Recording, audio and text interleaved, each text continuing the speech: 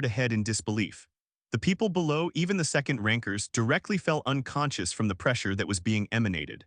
What is this? The second rankers in the distance looked ahead in dread. The distortion intensified. The torn space widened further, its edges burning red-hot as if reality itself was being cauterized. From within the raging spatial gates, massive silhouettes forced their way out, one after another. Infernal beings descended. Wings of condensed flame unfurled midair, each beat sending waves of scorching pressure crashing down like invisible hammers. Their bodies were forged of molten muscle and blackened armor like scales, veins of lava pulsing beneath cracked skin. Horns curved skyward, eyes blazing with hellfire as they let out deafening roars that shook the skies. One emerged. Then another, then dozens. The portals did not stop. Infernal after infernal poured out, their numbers climbing relentlessly. Hundreds filled the airspace above Whitespring, blotting out the sky in a sea of fire and heat. The temperature spiked violently as the world itself seemed to recoil under their presence. By the time the last gate stabilized, nearly 1,000 infernals hovered above the city. Their wings ignited the clouds. For a split moment, the entirety of the southern region fell silent, the art of conquering. It follows no rules and no logic. What mattered in the end was winning and taking over what you desired, or perhaps following your own goals, and only then are the good and bad sides decided. Gray only had one goal, unifying the southern region under his name. It would be his declaration of war against the Federation. These people had hidden things for a long time now. He simply refused to let them continue this act. He would break the barrier and unify the entire blue star under his name, then leave for the starry sky. Because his greater goal in the end was always spreading his evolutionary path, the ultimate leap.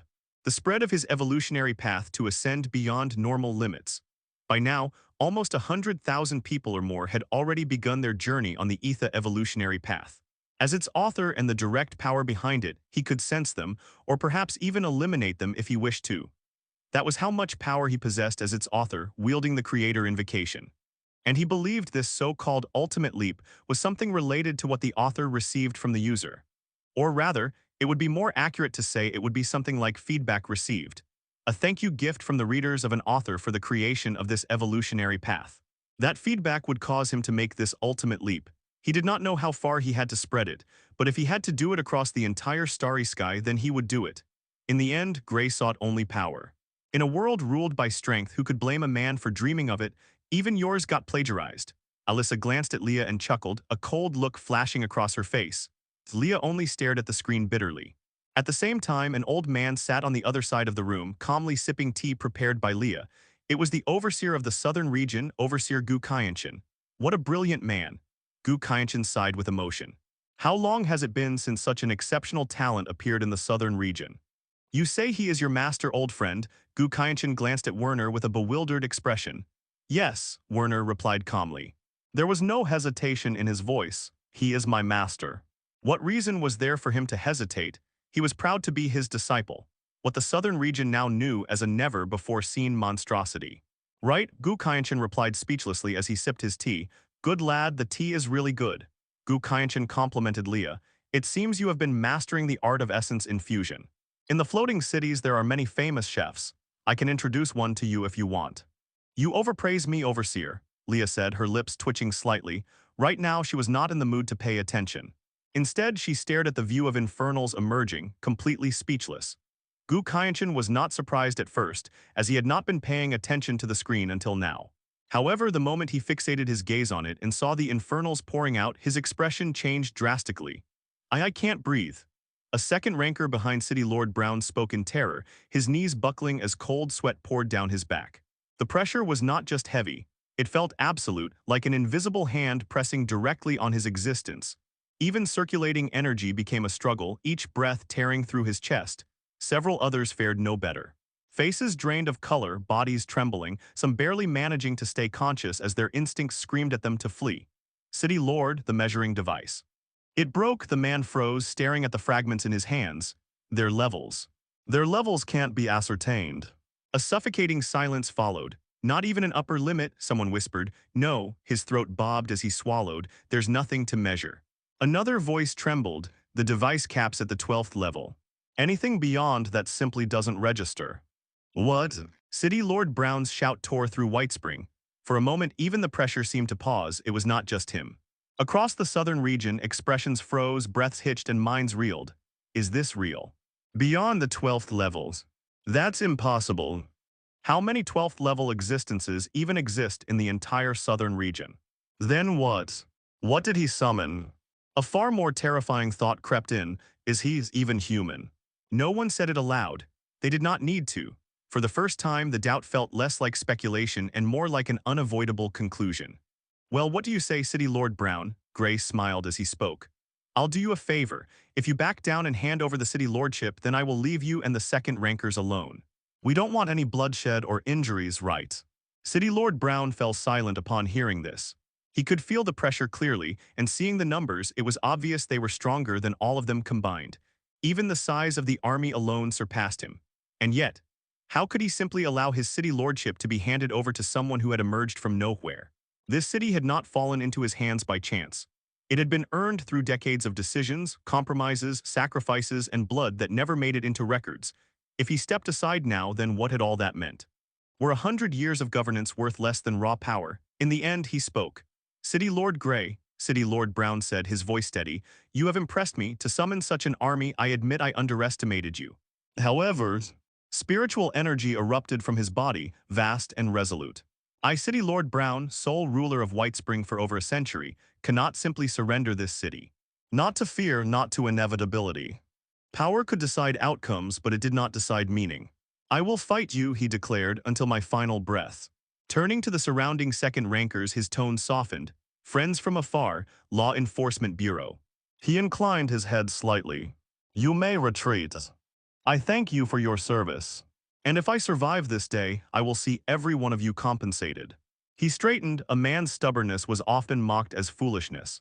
Yet sometimes that refusal to yield was the final proof that he had lived his life standing, not kneeling. The others sighed with emotion upon hearing this. They could sympathize with him. Asking someone to give up their blood, sweat, and tears was not easy. The evolvers from the Mandate province knew how much convincing City Lord Albert had needed to bring this man into the alliance. Heavy prices had been paid for it. However, sympathy alone was not enough to back him now. They understood reality. This man was already past the point of stopping. The monster before them could not be stopped. Logic outweighed emotion. They could only retreat. However, the law enforcement did not retreat. From among the crowd, Chief Williams stepped forward and spoke. City Lord Brown, I grew up in this city. If I retreat now, I will be putting my hometown to shame. Other officers and citizens who were at the second rank spoke up as well. That's right, City Lord Brown, this battle we will fight together. Everyone, City Lord Brown felt his emotions surge, to think they would still stand with him after witnessing Gray's power. Gray stared at them blankly. For some reason, he felt like he was being treated as a villain. He turned toward Zia Kingyu, who was observing the situation with an indifferent gaze. Hey, am I the bad guy here? Gray asked, a trace of uncertainty surfacing on his face. Zia Kingyu glanced at him, then shook her head. You aren't in the wrong, she said calmly. She valued human emotion, but she understood reality more clearly. On the path of power, conflict was inevitable. When interests clashed, there was no fairness, only outcomes. Those who were weaker could only bow their heads. If they did not, then they had already chosen the consequences. The will of the weak, no matter how fiercely it burned, without power to back it up, would never be realized. It would only burn within them until the day they died. Fine, Gray finally let out a sigh. You guys stay put. Gray glanced at the infernals as he spoke. They would have their use, but not right now.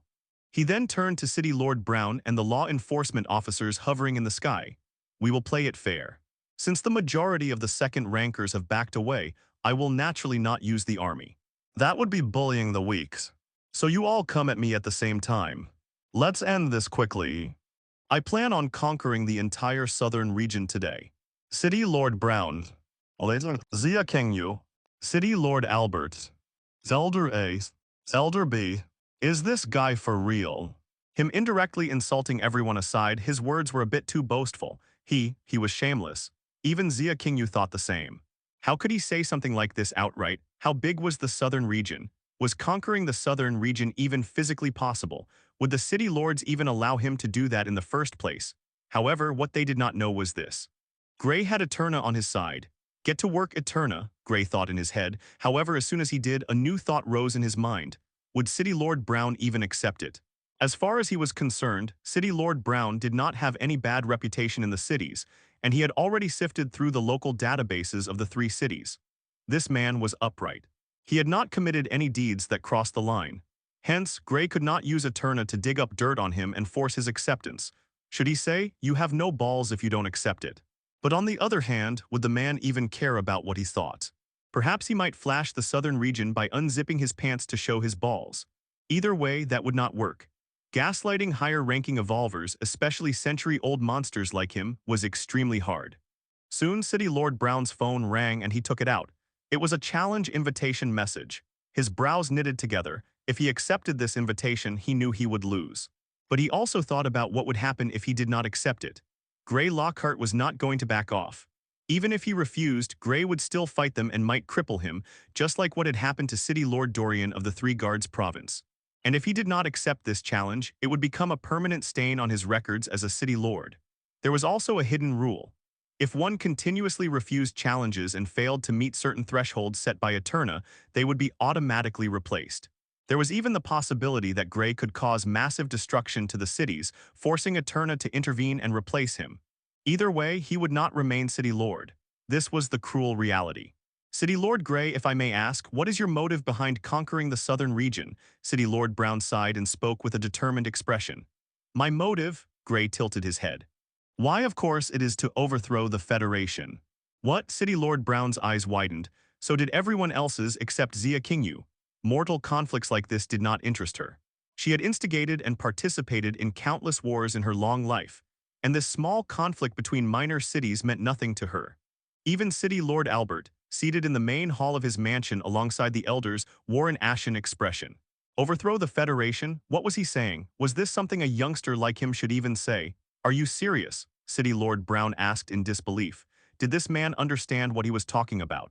Why wouldn't I be serious? Gray replied calmly. I dislike the Federation. They sit above the sky and overlook everything, yet when something important or dangerous happens, they do not care at all. Let me ask you this. Have you ever heard back from the Federation, City Lord Brown? I have seen the records. You sent them many reports about the situation of your cities, did you not? City Lord Brown fell silent. Gray was right. He had indeed sent reports, yet 50 years had passed without a single response. The Federation was uncaring. All they cared about were taxes, and if quotas were not met, the cities would be stripped of protection and labeled as deserted cities. There were many deserted cities across the southern region because they failed to meet thresholds. Most Federation-affiliated forces avoided them entirely. Of course, Gray planned to take over those deserted cities as well. If he wanted control over the entire southern region, they would have to fall under him too. And if the Federation learned of his intentions, they could, in theory, desert the entire region. But would they dare? If they did, the entire southern region would be abandoned. Would that not cause massive upheaval? Gray was not afraid. He would beat back whoever dared step into his territory.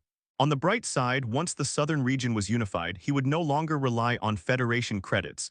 He would create his own currency because to hell with the Federation. And in any case, Eterna was on his side. She would ensure that nothing went wrong and that the region would not be deserted. I accept the challenge, City Lord Brown finally said after a long silence. But City Lord Grey, I will not back away from this battle. Prove to me and to the entire southern region that you truly deserve the position you claim by defeating me. There was a reason he could not simply transfer the city lordship and step aside. A city was not a token to be handed over, and authority was not earned without trial. He had governed 3 cities for years, shedding blood and making sacrifices to hold them together. If he fell, it would be in battle, not through surrender. Only then would both his rule and Grey's claim be acknowledged without dispute. I'll take you up on that offer then. Grey smiled. What an understanding man.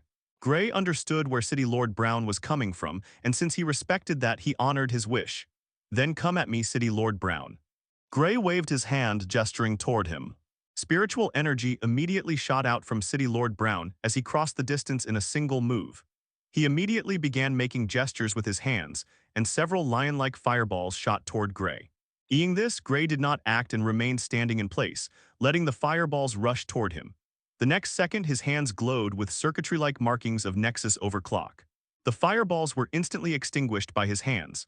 However, seeing this, City Lord Brown was not demotivated.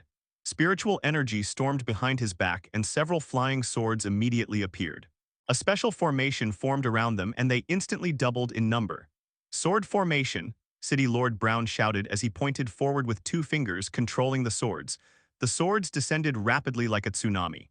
He was not afraid of the attacks landing on White Spring. The law enforcement had already begun moving and had nearly evacuated everyone. Of course, if possible, he also wanted to target the Infernals. He wanted to see whether they were as strong as he believed. However, before the swords could even come close to Grey or the silent infernal army awaiting orders, Grey's figure flickered out of reality. Nexus overclock surged to full momentum as everything effectively stopped moving from his perspective.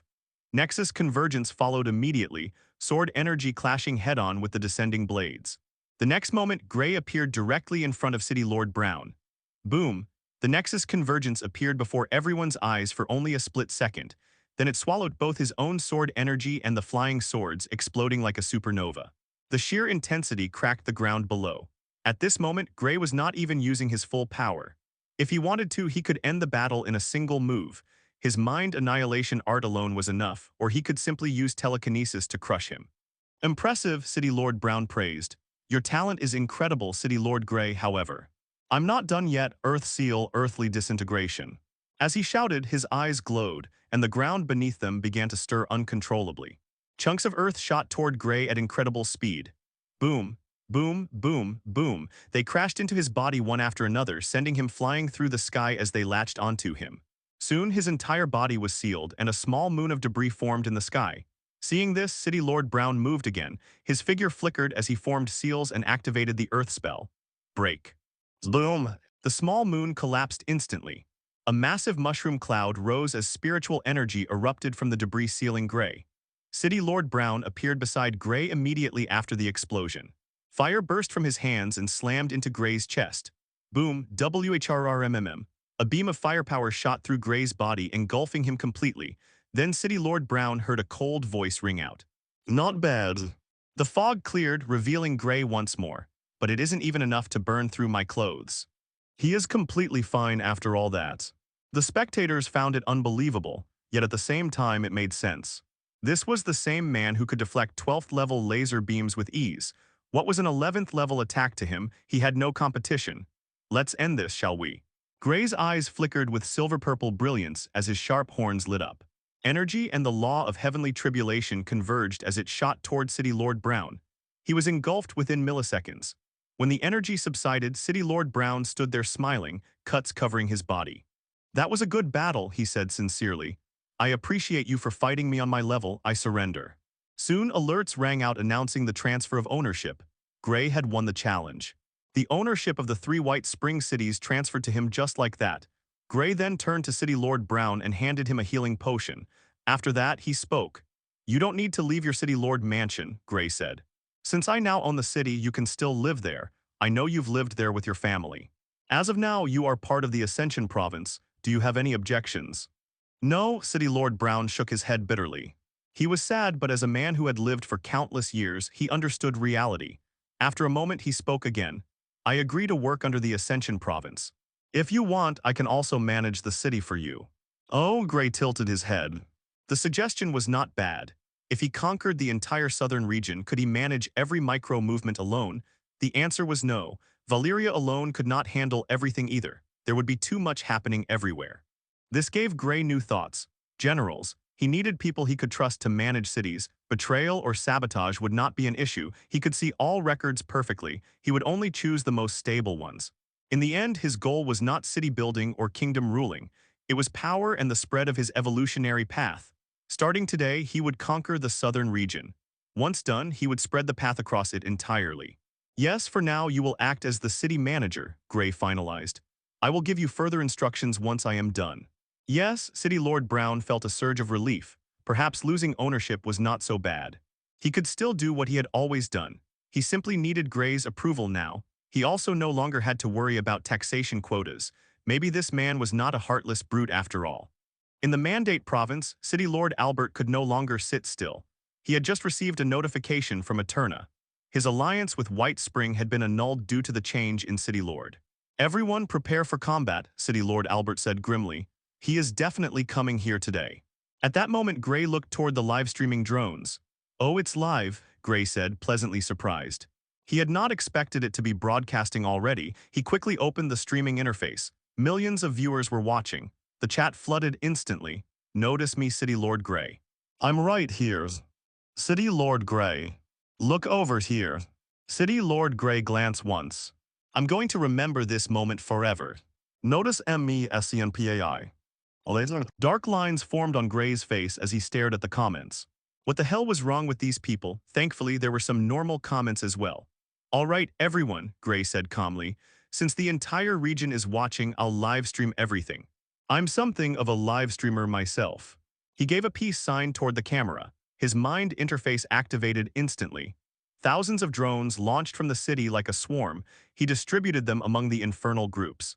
He could not personally visit every city and province. That would take months. The best method was to strike city lords directly using the infernals. Each of them exceeded the 12th level. Who in the southern region could stop them? Eterna sent challenge invitations to all city lords in the southern region. Mandate province. This province was a combination of 16 cities. It was like a small kingdom, and after years of planning and construction, City Lord Albert had managed to cover all of them, clear the outering corruption fields, and merge everything into a massive kingdom-like structure sealed within a ring of towering walls. Right now, several evolvers stood along the walls with grim looks on their faces. These evolvers were all stationed here under the direct orders of City Lord Albert. To them, it felt like they were handling a time bomb that was inching closer to detonation with every passing moment.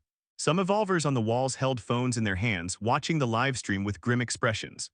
The stream offered multiple points of view, and among them, aside from fiery light streaking across the skies, there was a particular perspective where purple lightning tore through the air, followed closely by multiple streaks of blazing fire, moving at terrifying speed. He's going to be here soon, an evolver at the mid-stage of the second rank said, shuddering. He had begun to seriously doubt whether he had made the right decision. However, in the end, just like the hundreds upon hundreds of second-rank evolvers stationed along the city walls and above the city formation, he could only follow City Lord Albert's orders and prepare to engage the intruder that was about to arrive. Above the city formation, several old figures hovered in the air, their expressions grim. Standing at the forefront was a man in his early 30s. He wore blood-red combat armor that made him resemble a mechanical construct rather than a human. This combat armor was the latest research breakthrough of the Mandate Research Institute of Science and Technology. It greatly elevated an evolver's mobility and provided extremely fine control over one's strength. It could redistribute brute force from opposing evolvers, store it as energy, and release it back in controlled bursts. It also allowed energy to be reused efficiently through precise tuning. This combat armor was invented by a genius inventor known as Inventor Jasmine. She believed that technology was the key to fully evolving into a higher existence and had descended to the southern region from the floating city. Recognizing her capabilities, City Lord Albert had no objections to her working here. Soon after, she completely revolutionized the province with her technology. Because of her, the province leaped forward by decades in a single stroke. Defensive formations were replaced by modular energy grids that utilized technology to gather cosmic energy. Communication delays vanished under real-time signal relays, and even ordinary soldiers were equipped with standardized combat gear that narrowed the gap between mortals and evolvers. The combat armor itself became the symbol of that transformation. "He's going to appear at any moment, City Lord Albert," Elder Joshua said as he flew toward Albert. "If what we saw on the live stream is real, then his summoned army is most likely at the 12th level, if not higher." Elder Joshua had never witnessed anything like this before. Summoning hellish beasts out of thin air made him seriously wonder whether this was some trait of an Emperor-grade bloodline beast. "Let him come," Albert said coldly. "So what if he has an army? In my presence, he won't be able to do anything." "We've already deployed the killing array, City Lord Albert," another elder appeared. He specialized in formations and was also a peak second ranker. "If he dares to step foot into the Mandate province, he won't be walking out," the elder said calmly. Just then, another elder in the distance shouted while pointing ahead. "Look over there, Everyone turned in unison toward the direction he indicated. Their pupils shrank instantly. "Ho, looks like everyone made enough preparations for me," a distorted, glitched voice echoed across the Mandate province. The entire province stirred at the sound of his voice. "He's here," one civilian shouted excitedly. "Yes, finally. Hey, everyone who bet he wouldn't reach here within 30 minutes, pay up." "No," another civilian groaned.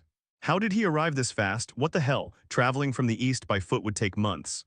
"Why are you measuring by foot, dumbass? He's a powerful being, possibly on the same level as our city lord.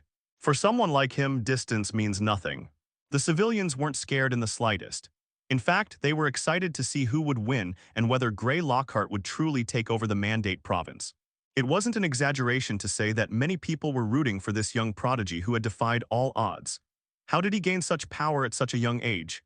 They eagerly anticipated the battle. They knew they would remain safe thanks to the barriers surrounding the Mandate province. These barriers were formed through energy grids powered by technology developed by inventor Jasmine. They weren't particularly dense, but their system allowed them to absorb incoming damage and convert it into fuel for their defense.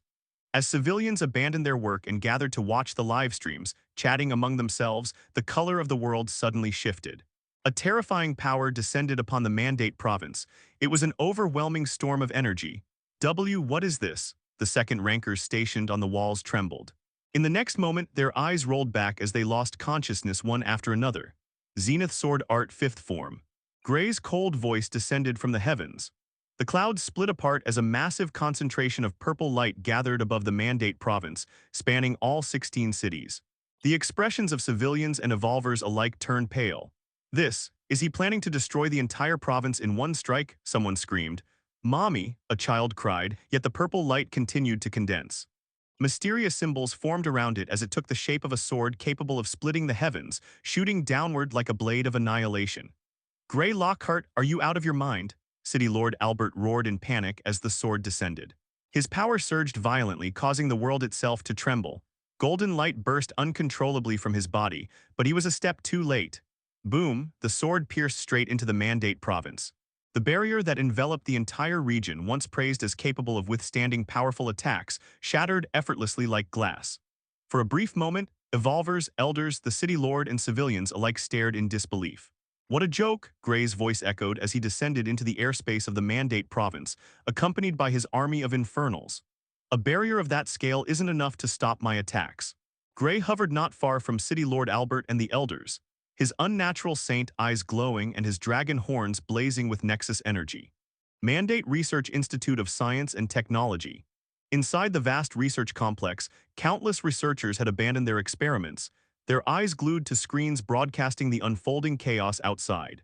Data streams, simulations, and half-finished projects were left unattended, forgotten in the face of something far more exciting. Well, everyone except one person. Deep within a sealed laboratory, isolated from the noise, a lone girl continued working as if the world outside did not exist. She stood beside a workbench cluttered with scorched components and half-disassembled devices, sparks occasionally flying as she used a compact plasma cutter, its blue-white glow reflecting off her safety glasses. She wore a lab coat that had clearly seen better days, stained with burn marks, ink, and traces of unknown materials. The sleeves were rolled up carelessly, revealing slender arms marked with faint scars, the quiet proof of countless failed experiments. Her long blonde hair was tied loosely behind her head, messy and uneven, strands falling freely around her face. Dark circles sat beneath her eyes, yet instead of making her look weak, they gave her a strangely dangerous allure, like someone who had stared into obsession for far too long and found comfort there. Then in the next instant she froze. The plasma cutter powered down as a sharp notification echoed through the room. Her phone vibrated violently against the metal table. She looked up. Warning. Three-way energy grid barrier has been breached. For a brief moment the laboratory fell completely silent. Then a slow smile crept onto her lips. It wasn't gentle, it wasn't sane. Her tired eyes lit up with manic brilliance, pupils dilating as excitement surged through her like electricity. Oh, a low, seductive voice slipped from her lips, roughened slightly by exhaustion. Someone broke it. Her smile widened, stretching almost unnaturally. Someone actually broke it. The next second she threw her head back and laughed. Ha ha ha ha. The sound echoed wildly through the laboratory, sharp, unrestrained, bordering on unhinged. Who is it? She muttered excitedly, gripping the edge of the table as if barely containing herself. Who did it? Her breathing quickened, a faint tremor running through her fingers. Let me meet him. Her smile deepened, filled with anticipation. Your comprehension defies the heavens. By observing a three-way energy grid barrier, you've comprehended nine-way energy grid barrier. Information surged into his mind, and the complexity of this technology was no longer complex to him. He even received a better version of the barrier that he had just destroyed. However, that wasn't his concern right now. He stared at the group of evolvers in front of him with a slight, cold grin. Grey Lockhart, City Lord Albert slowly called his name. I know why you are here. Oh, you do, Grey tilted his head. Then hand over the city lordship. Dark lines appeared on Albert's face. We both know that is impossible, Albert replied with a sigh. How about this, Grey Lockhart? We go back to the mansion and have a talk, just the two of us. I'm sure we can arrange something. Albert was never a man to use force first and words later. He always used words first and only resorted to force if that failed. From what he understood, Grey Lockhart was a reasonable fellow. He believed Grey would be up for negotiation. He had just tried to stop the sword moments ago, and during that instant, his powers had been fully unleashed. If Grey Lockhart wasn't completely blind, he should have already realized that Albert was at the third rank. He was still a pseudo-third ranker, yet the gap between a pseudo-ranker and a 12th level was as wide as mountains and rivers. No matter how hard a person tried, they could not fight a pseudo-third ranker unless they were some sort of monster. Right now, Albert was still in the state of synchronizing with his core. It was already at 80%. All he needed was to wait until it was complete, allowing him to transform his soul and body into the core and become a level 1/3 ranker. Talk, Grey Lockhart tilted his head in confusion. What is there to talk about? I already made myself very clear, didn't I, City Lord Albert? Grey smiled. I'm going to conquer the entire southern region today, and no one will be able to stop me. Albert opened his mouth, then closed it again. Seeing this, Grey laughed and continued. You must be thinking, he clearly felt my power, yet why isn't he backing down? Well, the answer is simple, my friend. I don't fear a pseudo-third ranker. Grey's eyes blazed. The two compressed Nexus stars within his body trembled as raging Nexus energy erupted outward. For a split second, everything within the Mandate province vanished, leaving only Grey's figure and the silver-purple brilliance of Nexus energy. Nexus energy was absolute energy. At its reveal, all other energies had no choice but to bow. One of the elders' expressions turned grim. How is this possible? My spiritual energy is being restrained. What did he do? It wasn't just them. All evolvers, all civilians, everyone felt the suppression. However, Albert was fine. Well, Grey's intention wasn't to scare or restrict him in the first place. City Lord Albert. I challenge you to a battle, Grey said with a calm smile. Do you dare to agree, or will you reject a junior like me and become the laughingstock of the southern region? The invitation went through, and the notification was heard by those standing nearby. Don't accept his challenge, City Lord Albert. He must have some tricks up his sleeve, one elder said. Don't do it, another chimed in. I agree with the others, City Lord, Elder Joshua said. We shouldn't be hasty. However, Albert didn't listen to any of them. What was he? He was a powerful pseudo-third ranker. Where would his dignity be if he backed down now? Would people even take him seriously after this? If he didn't accept this challenge, wouldn't he be worse than a loser? I know what to do, Albert said. You all just keep the summons busy. As he spoke, he unleashed his overwhelming aura. His goal was to overpower Grey's aura completely. City Lord Grey Lockhart, I, Albert Rock, have watched over the Mandate province for several hundred years. It took me just as long to build this empire. If you, Grey Lockhart, believe you can manage this province and take over the southern region, then I will honor that and see if you are truly capable. His words were resolute, what he said wasn't a lie. If Gray's goal of overthrowing the Federation was truly real, then Albert supported it. No one understood better than him how the Federation treated the southern region. He wanted to contribute to that cause. That was also why he had tried to negotiate with Gray Lockhart, hoping to reach terms that would satisfy both sides. But from the looks of it, Gray wasn't interested in negotiation. If that was the case, Albert could only defeat him first and then talk some sense into him afterward. However, the next moment his expression froze. When he unleashed his aura, he fully believed he would win. However, boom. Would Nexus energy really let that happen? It was like a fiercely protective entity. The moment something threatened Gray, it surged forth on its own, drawing power from an unknown source, determined to annihilate whatever tried to invade him. The same happened here. Sensing Albert's hostility, Nexus energy forced its way out from Gray's compressed stars, violently suppressing the spiritual energy surrounding Albert. Boom. Both energies entered a complete stalemate. Golden energy and silver-purple energy collided, causing those watching to pale in fear. Yet at the same time, they were stunned beyond words. A 17-year-old was standing toe-to-toe with a pseudo-third ranker. What the hell am I witnessing right now? Is this even real anymore? The southern region could no longer remain calm. Yu Kaienshin couldn't stay still anymore. He jolted up from his seat with a stunned look on his face. Old friend.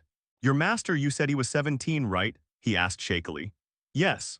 Werner's face also betrayed shock. They had thought Gray must have something else up his sleeve to be so confident when he said he would conquer the southern region in a single day. They never would have expected him to actually enter a battle with the city lord of Mandate Province, who was a pseudo-third ranker. They knew better than anyone how strong Gray had been before going to the east to evolve into a level 1 second ranker. Even in the best case, he should only have been able to reach the 4th level of the second rank using his core essence. He's fighting a pseudo-third ranker using only his energy, and it's a stalemate, Alyssa murmured. She knew Gray's abilities well and knew this wasn't even close to his full strength. Where was his halo? It was nowhere to be seen. He hadn't even used his time ability yet. And the markings that appeared when he exceeded his limits weren't present either. He was holding a stalemate with just his base energy, a being far surpassing true dragons and gods. Leah stared at the screen with narrowed eyes. However, at the same time, a new thought arose in everyone's mind. Sure, he had reached a stalemate with a pseudo-third ranker in terms of raw energy suppression, but could he fight him head-on? If anything, injuring a third ranker was extremely difficult, and they believed it would be even harder to actually win, even with all of Gray's arsenal.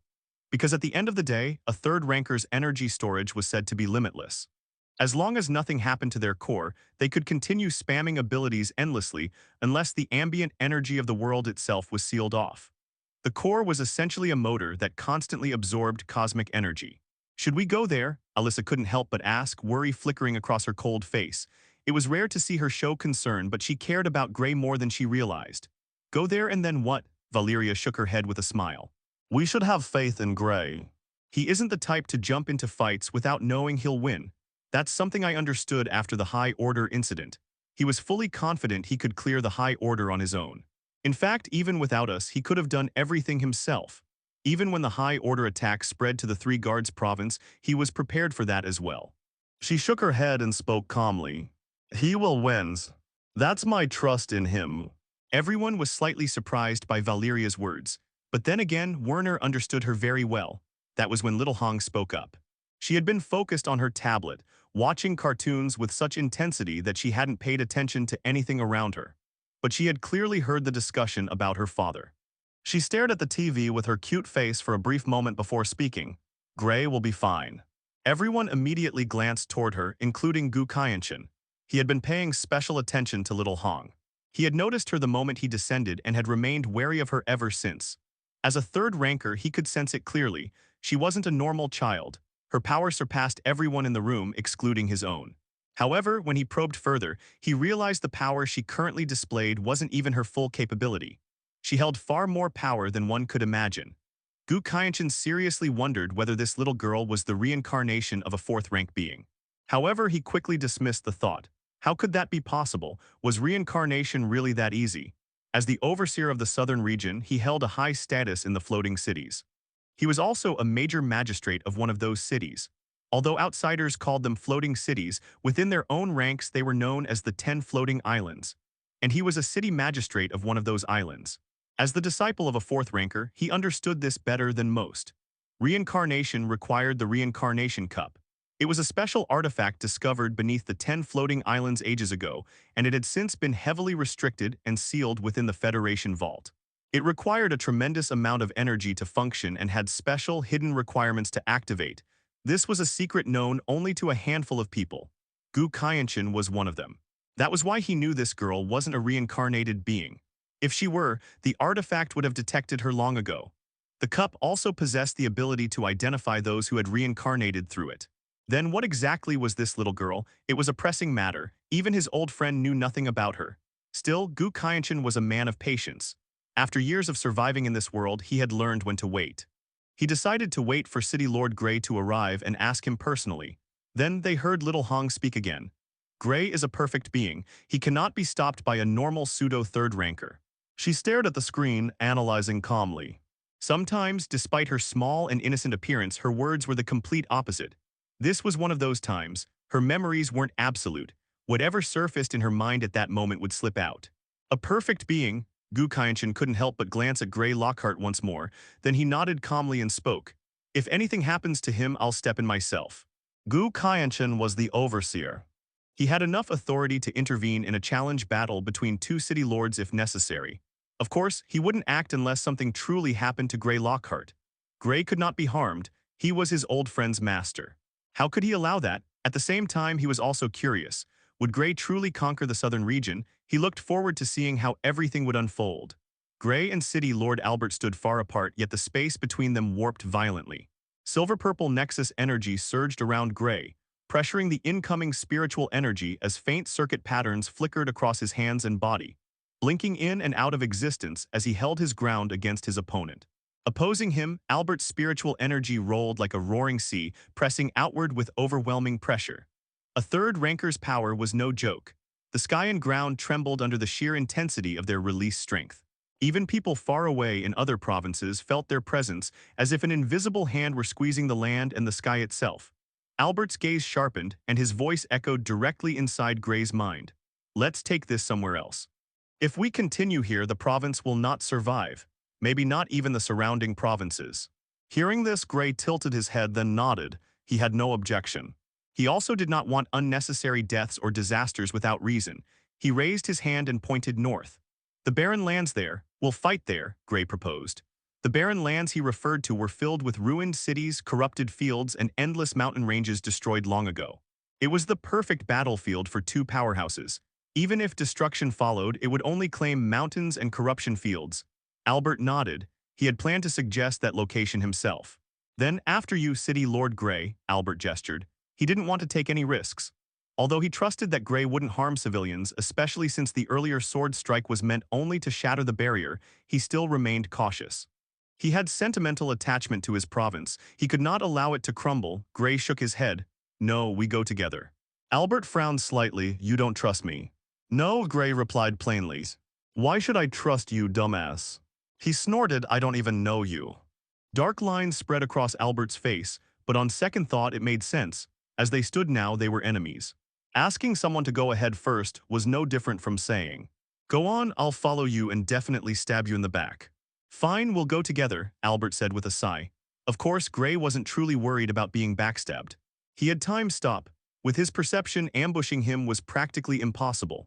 Albert stared at him briefly, then added, I am a man of honor. I do not strike from behind. Without another word, both figures shot northward. They crossed the sky like falling stars, tearing through clouds as they headed toward the northern barren lands. At the same time, Gray sent a silent command through his link with the Infernals. Engage the old men's. The Infernals moved instantly, flames blazing. The elders sensed it and prepared for battle. Open the killing formation. On the other side, Albert's aura surged higher as they flew. I know this battle is being broadcast to the entire southern region, he said, his voice resonating through the air for a brief moment. Today, I will show the southern region what a true third ranker is capable of. How long had it been since a third ranker appeared in the southern region? Most had forgotten, others had never known. They mistook rumors for truth and legends for exaggeration. Now he would finally show them the terror of a third ranker. Hearing this, Gray smiled. Then I won't hold back either. The instant the words left his mouth, Nexus energy rolled out of his body like a raging sea. Boom! Gray accelerated violently, air distorting as his speed shattered the sound barrier again and again. Not even the fastest fighter jet from his old world could compare. Good, Albert shouted, energy trailing behind him like a blazing comet. Give it everything you have, City Lord Gray. Defeating a third ranker is no easy feat.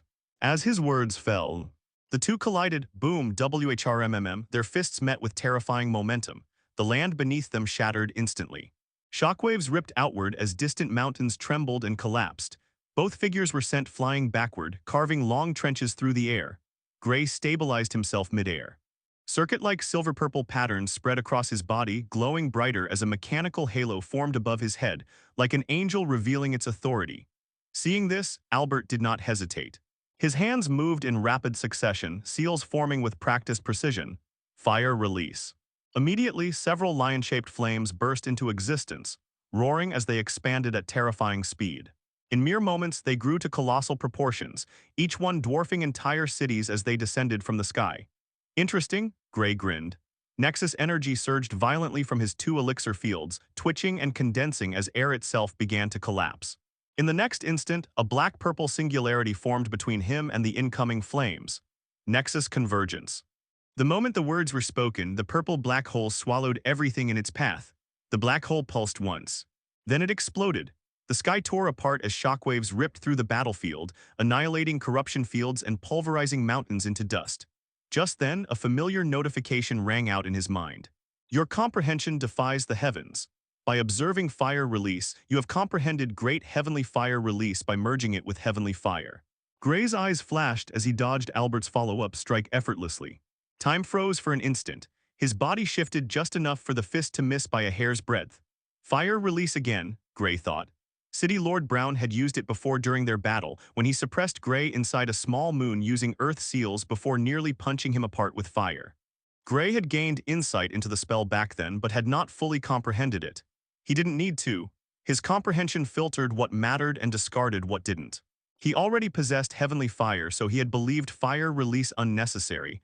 Most of his enemies relied purely on brute force. Energy beams, raw output, no techniques worth copying. Or perhaps he simply eliminated them too quickly to gain anything.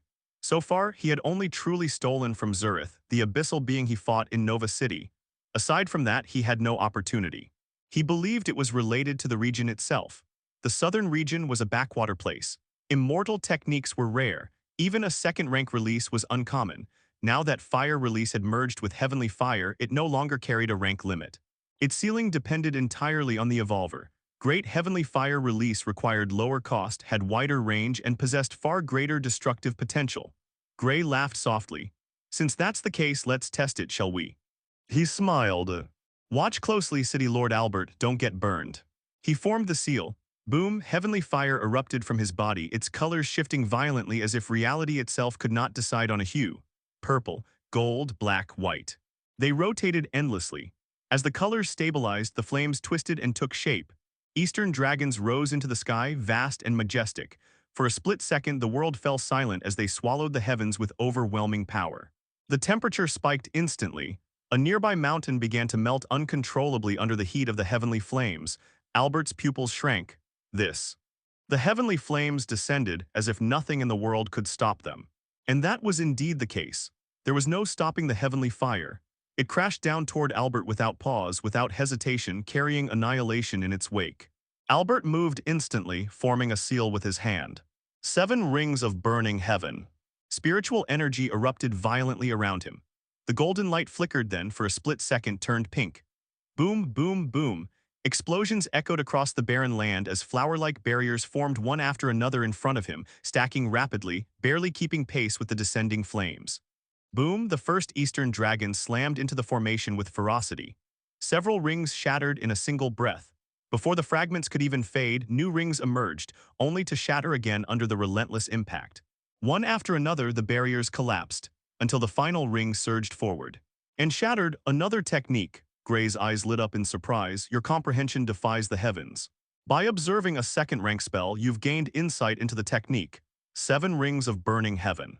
Not bad, City Lord Albert. Gray laughed loudly as he formed seals once more. But can you dodge it again? Go, my flaming dragons. The great heavenly fire descended once more. You, Albert was momentarily dumbfounded. Hey, what happened to not spamming the same ability again? What happened to ethics? What happened to dignity as an evolver? Of course, none of that existed. Albert was just exaggerating. Gritting his teeth, he activated the technique again. Spiritual energy surged as his eyes flashed, pink light spreading across the sky. Rings formed in a straight line before him, layered and reinforced, ready for impact. The flames struck with the same ferocity as before, but this time they were safely diverted, intercepted by the straight-lined rings before they could reach him. However, Gray had never intended to injure him in the first place. Your comprehension defies the heavens. By observing 7 rings of burning heaven, you have comprehended the defensive technique. 10 rings of burning heavens. Information flooded Gray's mind. In mere seconds, the technique was fully comprehended, refined, and optimized. Recently, improved versions had been rare. Most of his transformation techniques were already pushed to their limits. Yet now, not only was he gaining new techniques, he was receiving improved versions of them. It was exhilarating. The 10 rings of burning heaven differed fundamentally from the 7-ring version. First and foremost, the energy cost was reduced. As usual, improved techniques were more efficient, more refined, which suited Gray perfectly. Less energy consumption meant sustained dominance. All right, Gray said casually, nodding. City Lord Albert, your turn to attack. Dark lines crept across Albert's face. What is wrong with this guy? Is this a turn-based battle now? What do you mean I can attack now? I know I can. Still, Albert inhaled deeply. Watch out, City Lord Gray, he shouted. I won't hold anything back. There will only be one victor. Sword energy erupted from him in a violent surge. Sword energy? Gray raised an eyebrow, sensing the vast, razor-sharp force rolling out of Albert's elixir field. This guy was a technique-farming NPC. The realization made Gray's eyes gleam. Someone like this wouldn't rely on a single move. If Albert had reached this level, then buried within his mind had to be a sword technique worth fearing. Then let's see how far you can go. 10 rings of burning heavens. Nexus energy detonated outward. Pink light flooded the air as energy flowers bloomed around Gray. Rings formed not in a straight line but in every direction. Above, below, left, right, they interlocked into a radiant floral domain. Albert's gaze sharpened, his breathing slowed. Boom, sword energy around him twisted unnaturally. Gray's instinct screamed, something was wrong, very wrong. Nexus overclock surged to full throttle. Without hesitation, he froze time. In that frozen instant, Gray transformed. Scales erupted across his body. Purple-black circuits ignited along his horns. Power stacked upon power as his dragon form completed. The moment time resumed. The sword energy vanished. No pressure, no presence, nothing. Albert stared at the transformed Gray, his eyes cold. Then he spoke. Heaven opening sword line. WHRMMM, the world fell silent for a split second. Gray's vision darkened as a frown formed on his face. His interface had already reacted. A thin, impossible line manifested in the world. It simply existed, as if space itself had been instructed to become a sword. ZZZNNNG. Along that predetermined line, every molecule of air converted instantly into pure sword energy. No buildup, no transition. Matter surrendered and became intent. Everything turned into sword energy. ZZZNNG, Shrak, KRRT, KRRT, KRRT, sword lines erupted simultaneously. Gray's perception accelerated to its limit, his mind working like a supercomputer as numbers flooded in. Millions, there were millions of sword lines shooting toward him. It wasn't an attack, it was disintegration. No way, Gray's eyes widened not in fear but excitement. The next instant, the sword energy converged. Countless fine threads closed in from every direction, enclosing him completely. The 10 rings of burning heaven began collapsing like glass. Boom, boom, boom, they exploded endlessly, shattering from all sides. There was no stopping it. Gray was trapped completely inside the technique's area of effect. Then a thought surfaced in Gray's mind. Time froze, the world halted. The next instant, Gray's eyes widened even further. While it looked manageable in motion, frozen time revealed the truth. He was surrounded by infinitely stretched dots of sword energy, layered endlessly, overlapping without gaps. There was nowhere to escape. He reached a conclusion. Even if he used time stop to flee, he wouldn't make it, and right now he was capable of stopping time for a full 6 seconds with ease. He had already tested it before arriving at Mandate Province. This increase did not come from Nexus Overclock nor from the Saint Eye itself. It came from True Dragon's time authority. After activating the Saint Eye's ability, Gray could temporarily switch his traits, accessing the innate authorities embedded within the True Dragon lineage. Among them was dominion over time. Using the Saint Eye beyond his current limits placed immense strain on his mind. A splitting headache would follow, thoughts becoming sluggish, consciousness threatened with collapse. That power was borrowed through perception alone, forced open by comprehension. But the true dragon's authority was different. Its ability to stop time did not originate from his mind, where his seal of sainthood and his saint's eyes was connected to. Hence, it did not tax his mental processes. It came from somewhere deeper. T came from the origin imprint. Rather than inflicting strain, the imprint imposed a specified limit, 3 seconds. No matter how stable he was, no matter how calm his mind became, the authority would forcibly disengage at the 3rd second. Gray had no idea how to increase that limit. Perhaps he needed to comprehend the time law itself. Yet that thought irritated him, because when it came to the time law, his comprehension was abysmal. So poor that even though he was constantly stopping time, even though he was directly interacting with it again and again, he still could not glimpse into its structure. Not even a fragment, it genuinely pissed him off. Why was time harder to comprehend than spatial law? Spatial law bent easily under analysis. It had structure, dimensions, vectors. Even when complex, it obeyed rules that could be dismantled. But time, it felt evasive. Were the mysteries of laws fundamentally harder than spatial laws? Gray's own theory was that it was related to heaven itself. Heaven must be gatekeeping time. After all, time governed causality, sequence, fate, and endings. If anyone had the authority to restrict access to it, it would be heaven. But then again, he could glimpse the divine law of time. If that was the case, maybe he could gain comprehension from that angle instead. Or perhaps, there was a mysterious entity actively blocking him from comprehending it. Because despite gaining insight into multiple divine laws, the one he had gained the least understanding of was time. Almost nothing, which begged the question, what exactly was the time law and what was its significance? However, just as that thought surfaced, his comprehension ability activated on its own. Your comprehension defies the heavens. By understanding the hidden mysteries of the time law, you've glimpsed into the mysteries of world creation and glimpsed into the intentions of heavenly Tao. Gray's eyes widened. Before he could even process the implications of those words, time resumed, the 6 seconds were over, and the sword energy fell, but Gray didn't care. As the attack completely shattered his line of defense, the violent force slammed straight into his dragon scales. For an instant they held, ancient runes blazing as draconic resistance awakened instinctively. Then, a sharp, ear-piercing crack echoed across the battlefield. The dragon scales shattered one after another, fragments exploding outward like shattered obsidian. A terrifying impact surged through his body, ripping past his exterior and ravaging everything beneath. Blood sprayed into the air, sizzling as it came into contact with the residual sword energy. Gray's massive draconic form was hurled backward violently, smashing through layers of earth and stone. Mountains trembled as his body carved a deep ravine across the barren land. Albert stood frozen, staring. Was that 7 rings of burning heaven? His voice was hoarse, tongue-tied with disbelief. There was no mistaking it. It looked like the 7 rings of burning heaven, but it was better. Hey, did you guys see that? He just used the City Lord's technique, right? Did he know that technique as well? How else could he use it, and his version looks stronger? Yet it still couldn't survive the sword technique of City Lord Albert. Just how terrifying is that move? So this is the true limit of a third ranker. As they discussed the plagiarizer who plagiarized the City Lord's technique, the man himself lay on the ground, his massive body littered with wounds. However, Gray didn't care. With a broken body, he flapped his wings and rose into the air, blood continuously oozing from countless gashes. He took out several healing potions. Gray had come prepared this time. He had stocked many third-rank healing potions in advance, but even that wasn't enough. A body of this size required more than potions alone.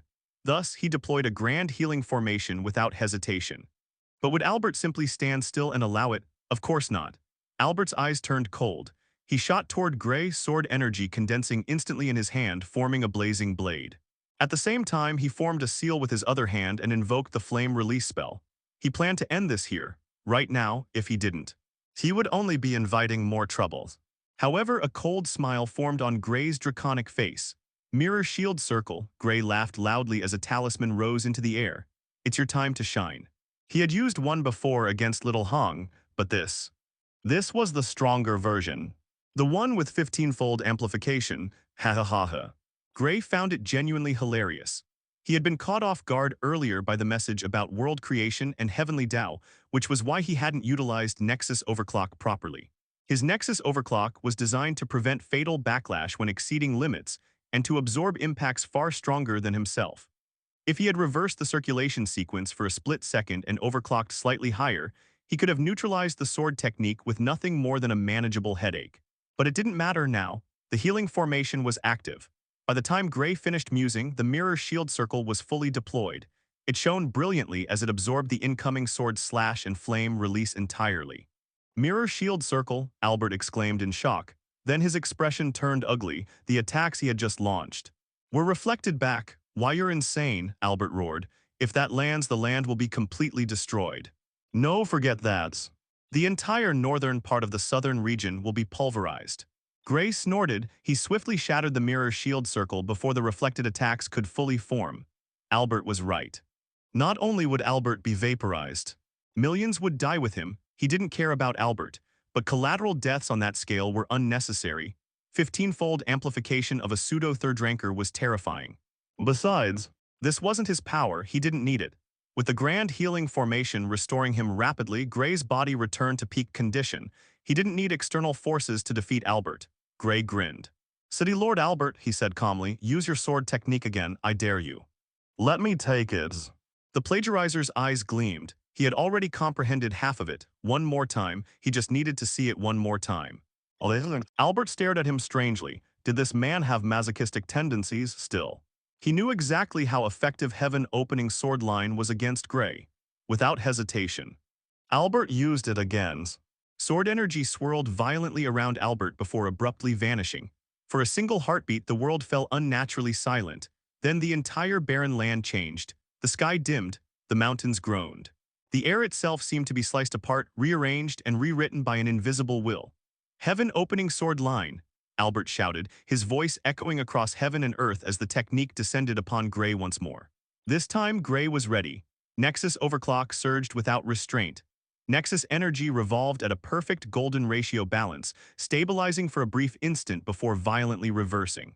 In that single moment, his mental capacity, energy output, physical strength, and defensive capabilities were amplified simultaneously, stacking atop one another without conflict or instability. On top of that, the halo flared. A transcendent pressure descended as its buff enveloped Gray, reinforcing not just his body but his very existence. The molecules in the air began to twist. If time were frozen at this moment, one would see countless deathly points of condensed sword energy suspended everywhere, filling the sky, the land, and every conceivable direction. There was no blind spot, no escape. 10 rings of burning heaven. Nexus energy turned a vivid pink as enormous flower-like rings bloomed all around Gray.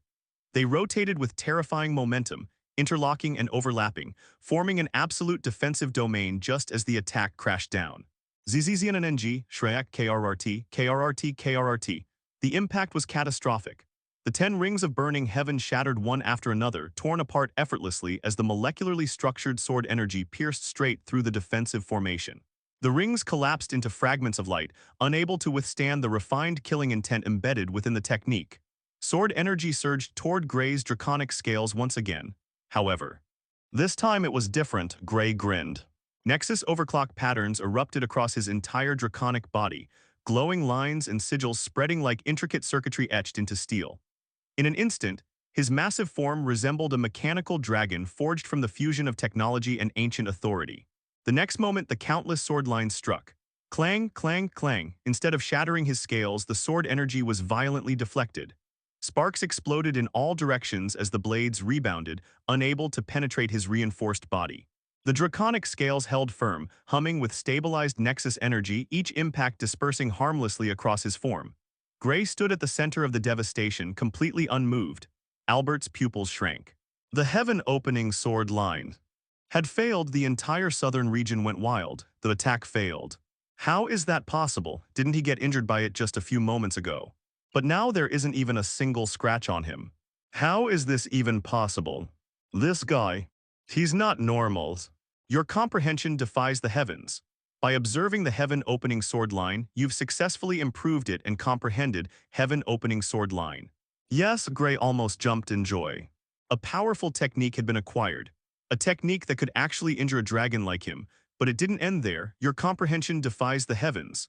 By comprehending a law technique, you've comprehended the law of sword and unlocked sword intent. That was right. The technique City Lord Albert had used was not an ordinary sword technique. It was a law technique. It utilized sword energy as its base, the law of sword to sharpen and elevate it, and sword intent to fundamentally alter reality, converting the molecules in the air into sword energy itself. Now what was sword intent? It was a higher form of sword energy. It was the will, authority, and dominance of a sword cultivator. Turning grass into swords and leaves into blades, Gray thought. Sword intent was essentially rewriting reality so that the world bent to a sword cultivator's will. The world itself became the sword.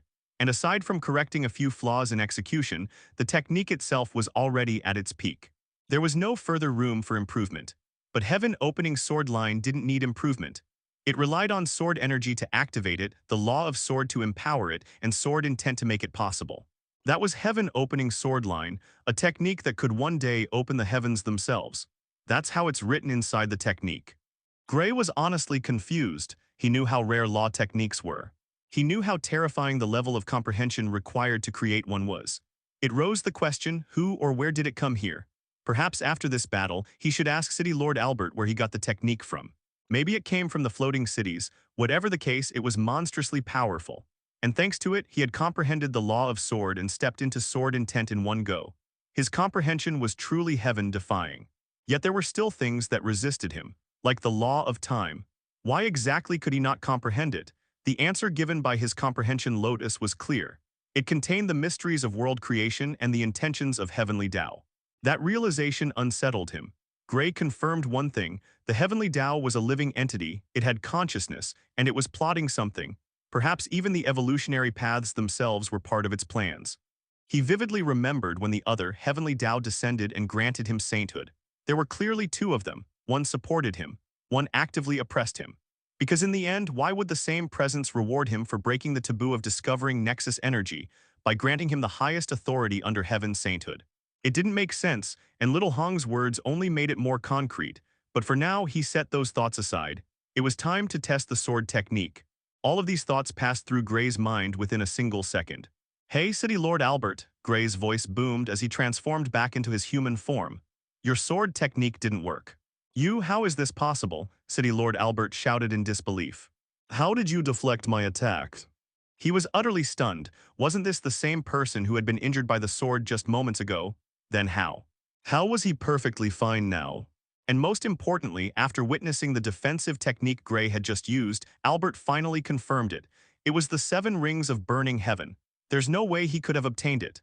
Albert muttered, his expression turning grim. That technique was discovered inside a ruin. His thoughts spiraled. Doesn't that mean he comprehended the technique just by observing it being used? No. Only now did Albert realize how absurd his own thoughts sounded. Comprehending a technique after seeing it only once or twice, how could that possibly be real? There had to be a mistake. There had to be, but what other explanation was there? As far as Albert knew, he was the only one who had ever entered that ruin. If that was the case, then how did the man in front of him obtain the same technique? There were only 2 possibilities. Either this City Lord Gray possessed a level of comprehension so monstrous that it outright defied all logic on the planet itself, allowing him to grasp techniques simply by observing them. Or he had encountered a ruin eerily similar to the one Albert had entered several hundred years ago. Before Albert could settle on either answer, Gray's voice rang out once more. "Hey, City Lord Albert," Gray laughed lightly. "You should probably start using your 7 rings of burning heaven now. Otherwise, don't blame me if you get injured." As his words fell, sword energy suddenly burst out from Gray's body. Albert's expression changed instantly. "Sword energy." A deep sense of unease, bordering on dread, surged through his heart. It felt as though what he was about to witness next would completely shatter his understanding of power. The spectators watching the stream erupted. 17. "This man is 17 years old. Don't joke with me. He's not even a man, he's barely a child. Do they think I'm blind or do they think I'm stupid? This has to be fake. He tanked an attack from a pseudo-third ranker and he's still standing. He didn't even spit blood. Is the damage system bugged or what? Someone check this right now. This is not a game, dumbass, this is reality. Please someone call the referee, call anyone. This is not normal. What the hell am I even watching? I hit my head really hard, guys, but I'm not dreaming." Some streamers were skeptical. Others went further, storming straight into the streaming headquarters to make trouble, loudly accusing the broadcast of being fake because what they were witnessing simply could not be real. How could a 17-year-old be matching the power of a pseudo-third ranker? And more importantly, how was he doing it without showing the slightest sign of struggle? The disbelief only intensified when the stream shifted angles and captured the next exchange clearly. Sword energy, City Lord Grey has sword energy too. Huh? Didn't you guys see him using it back when he breached the barrier? How the hell would I know what sword energy looks like when I wasn't there in person? I'm just an ordinary first ranker. I have no hope of comprehending sword energy. I only recognized it because City Lord Albert used it with the heaven-opening sword line technique. Holy Asage Asterisk T. Just how many powers does he even have? What kind of bloodline is that? Does it let him learn anything? His form looks reptilian but also avian. I searched the public net. There's nothing like this recorded anywhere. Does anyone here have access to the Floating Cities database? Yeah, someone from the Floating Cities checked their archives. City Lord Grey is too broken. As the messages flooded in, disbelief slowly gave way to something far heavier. What they saw next made the chat fall completely silent. This, Albert's eyes widened, he felt it clearly, unmistakably, sword intent. No way. Sword intent was not something that could be faked or borrowed. It was the ultimate proof of talent, and the ultimate proof of relentless hard work. It was born only after a sword cultivator grasped the law of the sword itself, merging will, body, and spirit into a single existence. Once sword intent was released, reality no longer resisted the sword user. It bent. For most, achieving it took countless years of comprehension. For many others, it was never achievable at all, no matter how long they lived. Yet, a 17-year-old was releasing sword intent. Albert felt dizzy. Are you really 17? He asked hoarsely. Now's not the time for chit-chat, City Lord Albert. Grey's cold laughter echoed across the barren lands. The pressure around them surged violently, sword intent flooding the battlefield like an invisible storm. The air itself screamed, sliced apart by an unseen edge. Albert's expression hardened. He focused instantly, spiritual energy erupting as he activated his technique without hesitation. Several flower rings of burning heaven burst in front of him, interlocking as they spun, forming a pink light of line of defense. Grey stood there, Nexus overclock circuit-like patterns spreading across his body as if they were being engraved directly into reality itself. Lines of light pulsed rhythmically along his body, intersecting and layering until his entire form resembled a living construct of laws and energy. Above his head, the halo flickered.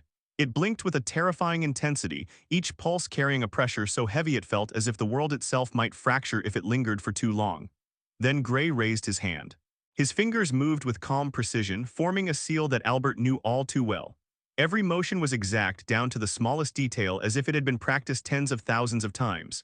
Albert's pupils shrank. Impossible. Sword energy across the battlefield trembled, then responded. The air began to distort as invisible lines were carved into existence. Molecules in the atmosphere were forcibly rearranged, compressed, and refined, turning the space itself into a medium for sword energy. Then he heard it, Grey's glitched-like voice, heaven opening sword line. The world screamed.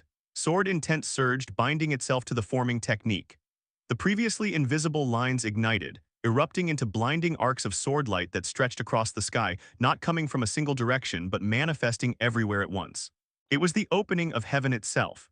Sword lines descended from above, below, and all directions in between, cleaving through space as if the laws of the world were mere suggestions. Mountains in the distance split cleanly in half, their peaks sliding apart in eerie silence before collapsing moments later. Albert roared as he poured everything he had into the 7 rings of burning heaven. The blazing rings spun madly, overlapping and reinforcing each other, forming layers upon layers of defense. The next moment, the sword energy struck. Boom, boom, boom. Within seconds, the blazing rings collapsed one after another. Each impact felt like a judgment from the heavens themselves, descending with merciless precision. The remaining rings groaned violently, their surface twisting as cracks rapidly spread, sword energy gnawing at their very structure as if it were alive. Albert's arms trembled uncontrollably. Blood seeped from the corners of his mouth as his spiritual energy burned at an unsustainable rate, his elixir field shaking violently under the pressure. This isn't just imitation, Albert realized in horror as the sword energy finally broke through and assaulted his body directly. Blood spewed out of him like a dam bursting open. He was a third ranker, that much was true. But the problem was that he still hadn't integrated his body into his core, which meant he lacked true regenerative capabilities. Every wound was real, every slash was permanent.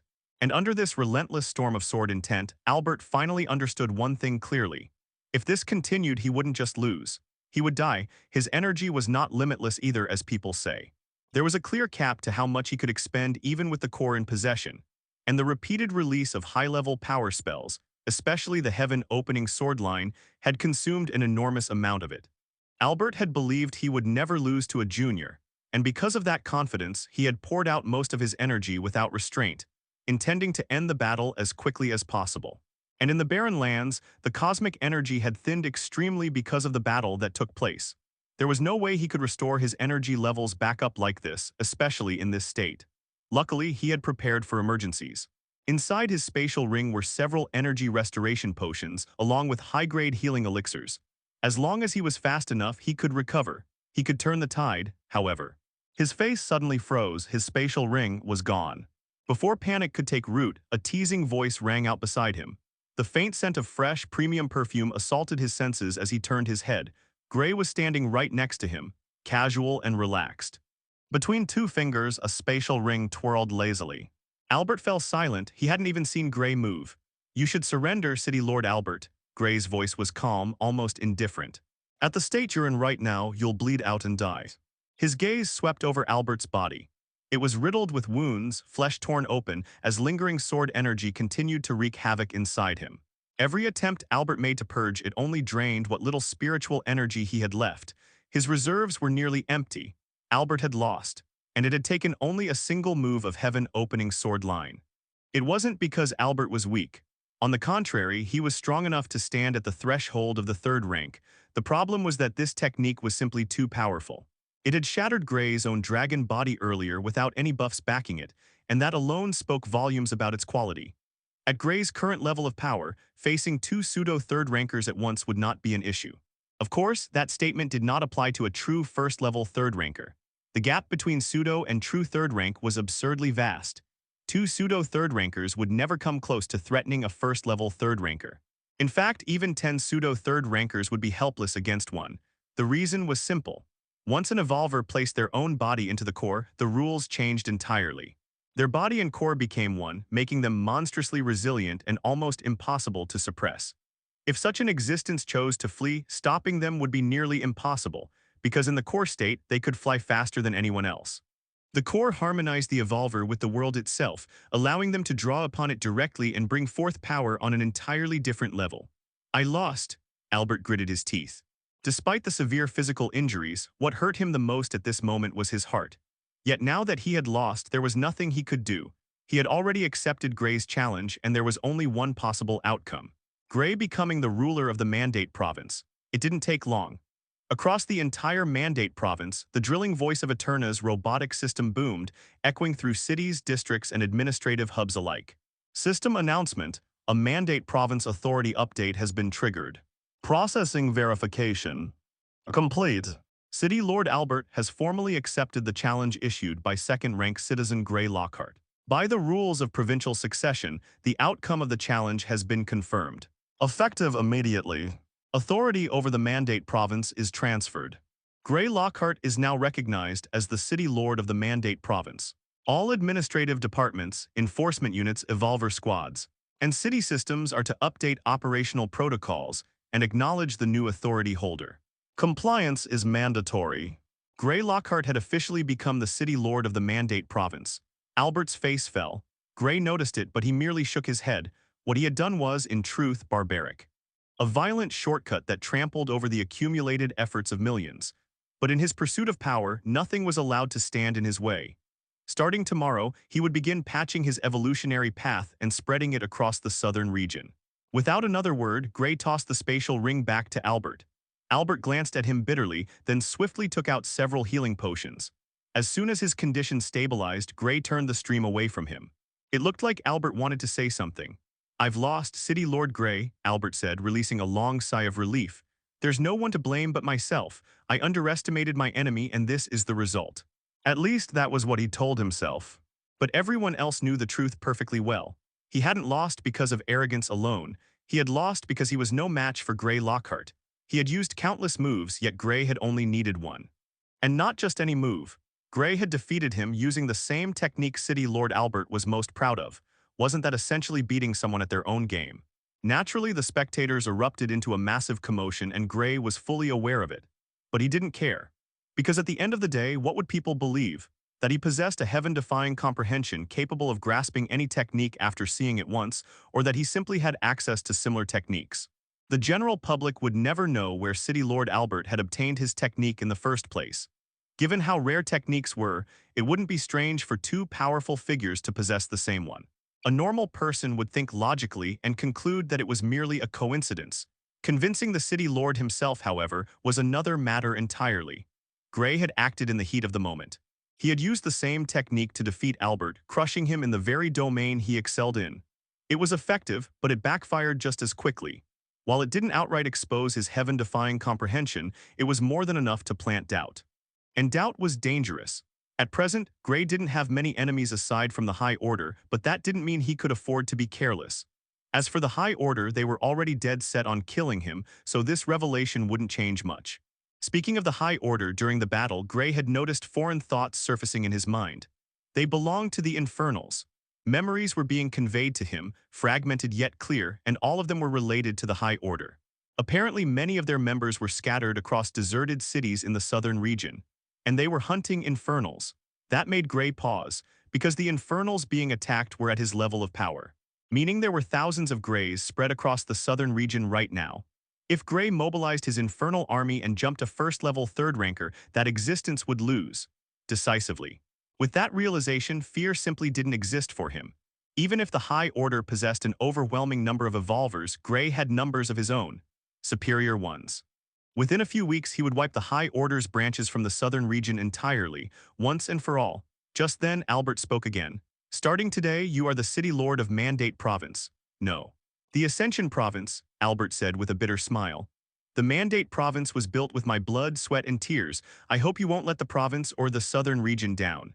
He stared deeply at Gray, emotion flickering in his eyes. Albert had never imagined the day would come when he would lose his position as City Lord. Yet, deep down, he knew this was inevitable. Power always moved forward, and those who couldn't keep up were left behind. Still, he didn't regret giving it to Gray. City Lord Gray, Albert continued, his voice low, when you said you wanted to overthrow the Federation, you weren't joking, were you? Why would I joke about something like that? Gray replied, shaking his head. Of course, his desire to overthrow the Federation was partially driven by his wish to spread his evolutionary path and end their rigid differentiation system. They didn't care about the world below, focusing solely on the floating cities and their own interests. As a righteous individual who definitely didn't want to overthrow the Federation just so people would cultivate his path, Gray naturally couldn't tolerate such blatant differentiation. Naturally, the Federation. They're ruthless, Albert said slowly. If not for their iron grip over the southern region, I would never have lowered my head to them. His fists clenched. It was because of them that my father died. Bitterness seeped into his voice as he continued.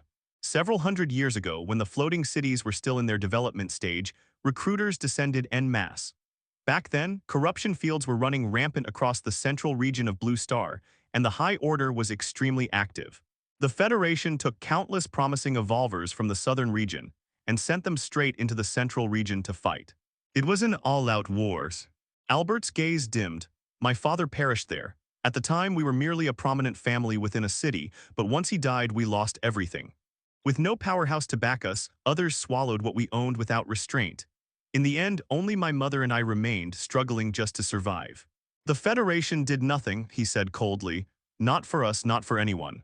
No one who fought corruption fields or the High Order received compensation. Not the survivors, not the families of the dead. Silence hung heavy. In the end, my talent was average, Albert said, looking directly at Gray. There was no one to help me, and I wasn't talented enough to be noticed by the Evolvers Association. So I went to the outer rings, searching for opportunities on my own. And perhaps the heavens pitied me. I found ones. Albert inhaled deeply. I encountered an ancient ruin in the outer ring.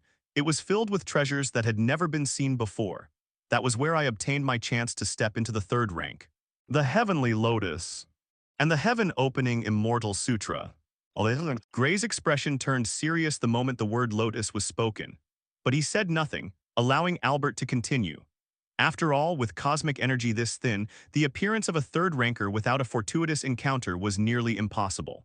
The Heavenly Lotus, Albert explained, is a rare treasure that gathers spiritual energy and condenses it into seeds.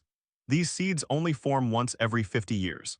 To consume them safely, one must comprehend the Heaven-Opening Immortal Sutra, and form the heaven-opening seal inside their elixir field. He paused briefly, but the heavenly lotus has dried up completely. Not even ash remains. Albert's eyes narrowed. This happened 2 weeks ago, when a strange heavenly phenomenon appeared during the events near Ashspire City's secret realm. He stared intently at Gray, searching his face for any reaction. Then he continued, that ruin was also where I obtained the 7 rings of burning heaven, and the heaven-opening sword line. The implication lingered heavily between them. Finally, Albert asked, his voice low but sharp. City Lord Gray, could it be that you also encountered the heavenly lotus and the heaven-opening immortal sutra? Albert nodded inwardly. That had to be it. City Lord Gray must have encountered a heavenly lotus far more powerful than his own. Only that could explain how Gray had risen so absurdly fast, leaping across realms as if cultivation laws didn't apply to him. Yet confusion still lingered. Albert could clearly sense Gray's life level. It was firmly at the 2nd rank. He hadn't undergone the 3rd rank metamorphosis yet. And still, Gray could fully transform into a beast, something that should have been exclusive to true 3rd rankers. Of course, Albert had heard rumors before. Rare cases of early transformations, abnormal constitutions, evolutionary shortcuts tied to bloodlines.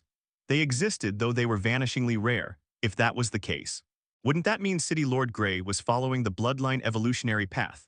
After all, the Heavenly Lotus and the Heaven-Opening Immortal Sutra were clearly designed for the immortal evolutionary path. They weren't meant to grant beast transformations at all, so he was rather doubtful. Gray, on the other hand, remained calm. Indeed, he said evenly. That's the case, City Lord Albert. I did encounter something similar to the Heavenly Lotus and the Heaven-Opening Immortal Sutra. Albert's gaze sharpened. But in my case, Gray continued unfazed, it was called the Bloodline Lotus and the technique was the Heavenly Bloodline Sutra. Really? Albert was visibly stunned. That's right, Gray replied without hesitation, lying as naturally as breathing. It seems our encounters were similar in nature, which is why some of the techniques overlap. He paused briefly as if recalling the past. I encountered it several years ago. Its effects were far more potent than the Heavenly Lotus you described, which is why I was able to reach this level despite remaining at the 2nd rank. Gray nodded slowly, letting the logic settle in Albert's mind. But when that strange heavenly phenomenon occurred near Ashspire City, he added, my own lotus was destroyed as well. So that's how it is, Albert murmured, any lingering doubt vanished. Having personally experienced the heavenly lotus, Albert was far more inclined to believe this explanation than any outrageous notion about heaven-defying comprehension. The similarities were too precise, the timing too perfect. He didn't doubt Gray at all. After all, only someone who had truly experienced such a miracle could describe it so convincingly, and having experienced it himself, Albert believed it completely. On the other hand, Gray sighed inwardly. This guy, wasn't he a little too easy to convince? What he had said was naturally all a lie. There was no such thing as a bloodline lotus. As if something like that truly existed, Gray would have already hoarded it long ago. Entirely for himself, or perhaps it did. Exist somewhere in the vast universe, just not on this planet. Either way, the result was clear. His gaslighting had worked perfectly. The final hurdle had been cleared. From this point onward, Albert would no longer doubt his comprehension. That alone was worth everything. Gray could finally act without constantly worrying about someone prying into the source of his growth. After this, he planned to go overseas. First the eastern region, then he would search for the Chaos Seal.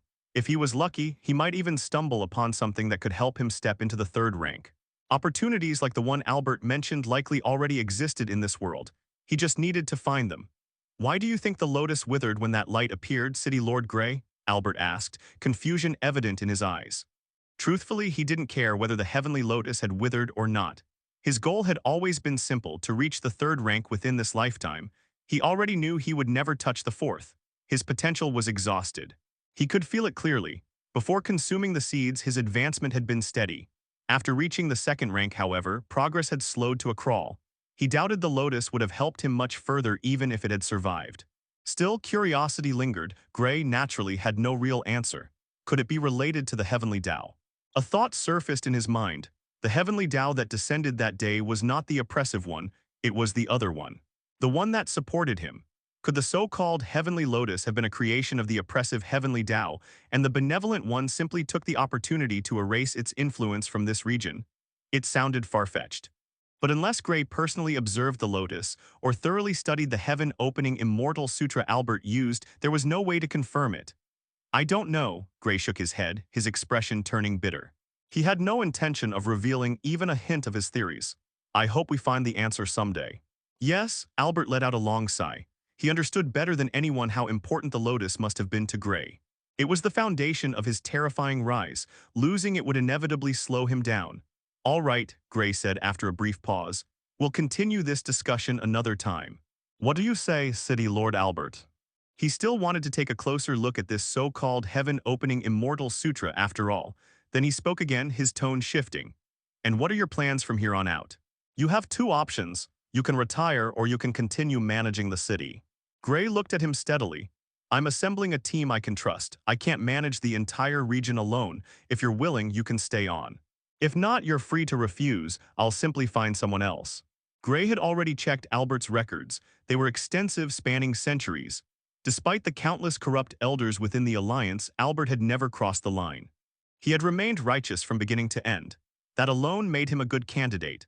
Moreover, Albert had already managed multiple cities through the alliance. If he agreed, he could simply continue as before, only now reporting directly to Gray before making major decisions. I accept, Albert said with a faint smile. Why wouldn't he? Being able to continue managing his own province and alliance was hardly a loss. As a third ranker, his lifespan had increased exponentially. For the first time in centuries, he could afford to slow down. With Gray above him, his burden would be lighter. And Gray's terrifying army of summons, most likely obtained from ruins as well, made opposing him a meaningless endeavor. Good, Gray nodded, then we'll deal with the Alliance Elders next. The Alliance Elders were all city lords of provinces or major cities. And conveniently enough, many of them were already present. Gray's eyes narrowed slightly. He had already sent out the challenges hours ago. Now he would jump them all at once and make sure they accepted. At Gray's mansion, silence reigned. Everyone sat frozen in place, lips twitching uncontrollably, as if they wanted to say something but didn't even know where to begin. Gu Kaienshin, on the other hand, was staring at the screen with eyes stretched wide. Hey, old friend, he said slowly, disbelief dripping from every word. He's using the same technique as the city lord, isn't he? His eyes looked like they were about to pop out. If he weren't a high-end mighty third ranker with decades of composure hammered into him, he would have already crashed out on the spot. Around him, everyone slowly turned their gazes toward Valeria. She sat there stiffly, her lips twitching non-stop, because this time the person Gray had plagiarized was her. They all knew it. Valeria possessed heavenly fire, that much wasn't a secret to anyone in the room. And the spell Gray had just unleashed on screen. There was no doubt about it, it was the heavenly fire. Worse still, he hadn't stopped there. After copying her, he had proceeded to plagiarize his opponent's technique as well. Everyone who knew Gray personally was completely at a loss for words.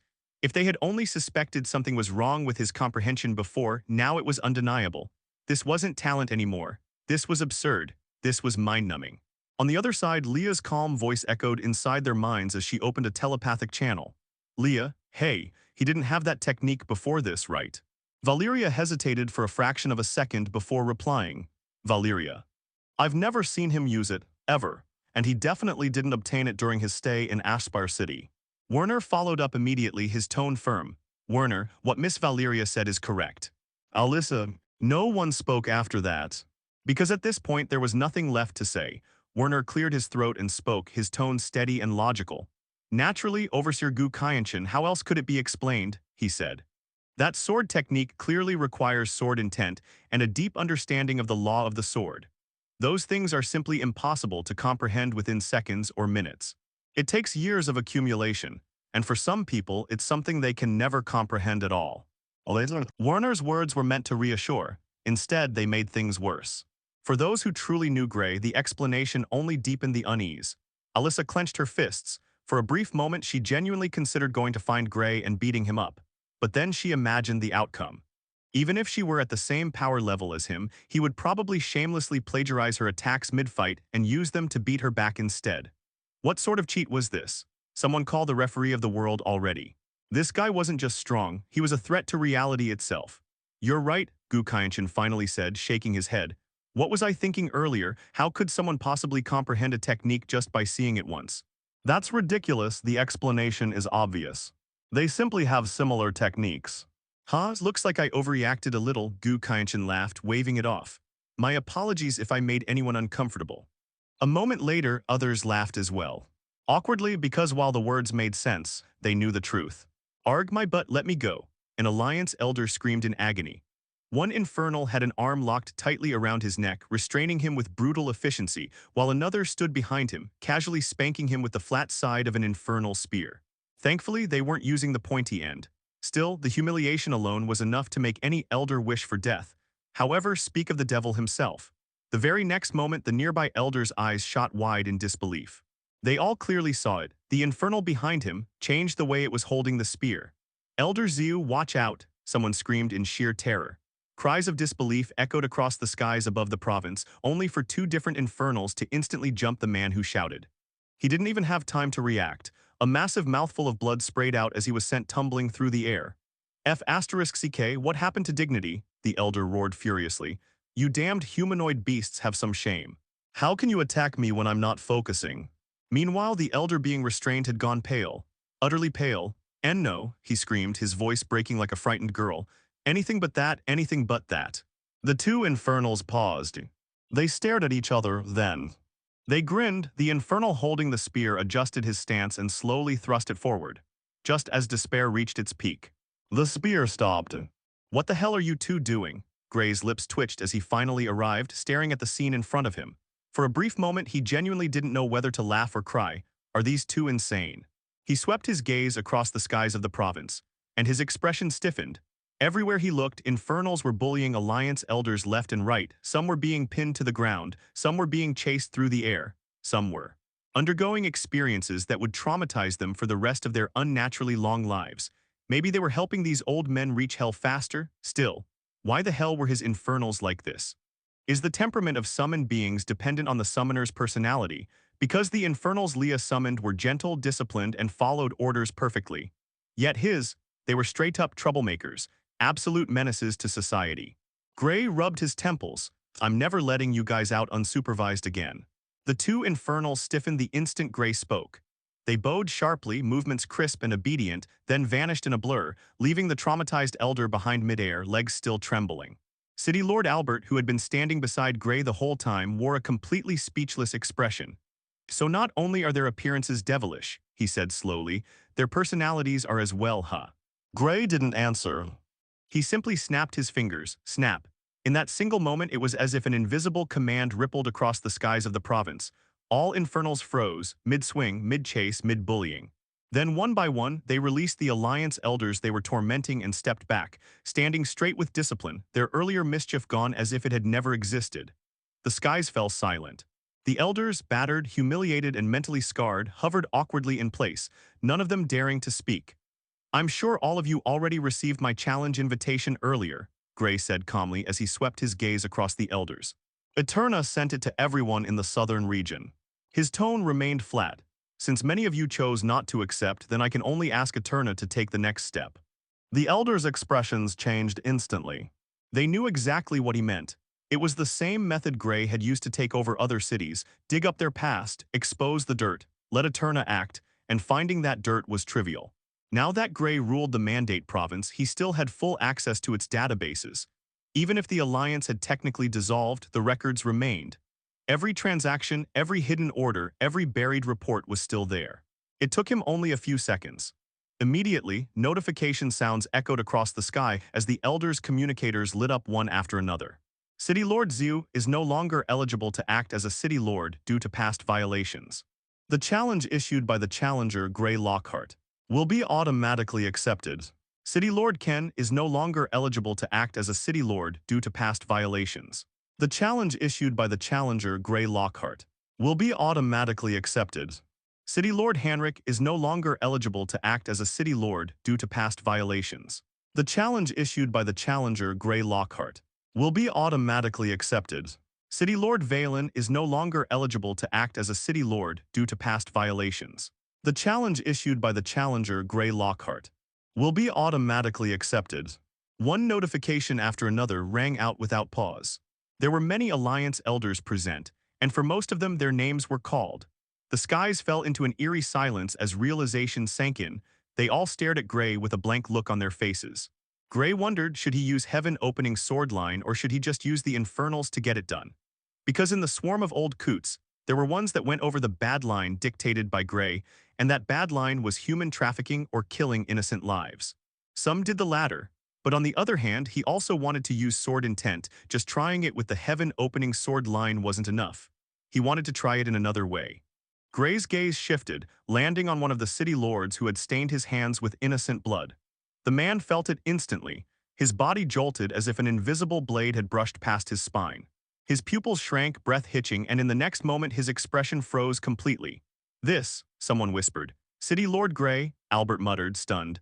Because the instant Gray's sword intent settled on him, the City Lord's body began to collapse from within. It wasn't an attack. Gray hadn't released energy, nor had he formed a technique. His sword intent had simply declared the man as something that should be cut. The City Lord's own energy tried to resist, but the difference in authority was absolute. Under Gray's intent, his body, flesh, blood, and spiritual structure were treated as impurities standing before a blade. They were refined. In silence, the man burst apart, his body disintegrating into a mist of blood-red fragments that evaporated into thin air within minutes, leaving nothing behind. Sword intent wasn't just about turning air into sword energy. With the law of sword present, it could be imposed into a target as well. And when something lacked the strength or qualification to resist that law, its very existence was reduced to a cut that could not be endured. Gray didn't wait any longer. Amidst the stunned expression, he glanced at the other corrupt elders present, and they all turned into blood mists one by one. Silence hung heavy in air. Nobody dared to make a noise. Yet everyone except Albert stared at this scene with silent disbelief and despair. Albert knew the immense power sword intent possessed, hence he wasn't as shocked as them, as he could do it to people weaker than him as well. "Not bad," Gray said with a cold smile. "These people, they took innocent lives with their hands. I'm surprised that you haven't found out about it, Albert." What? Albert was shocked when he heard this. Take innocent lives.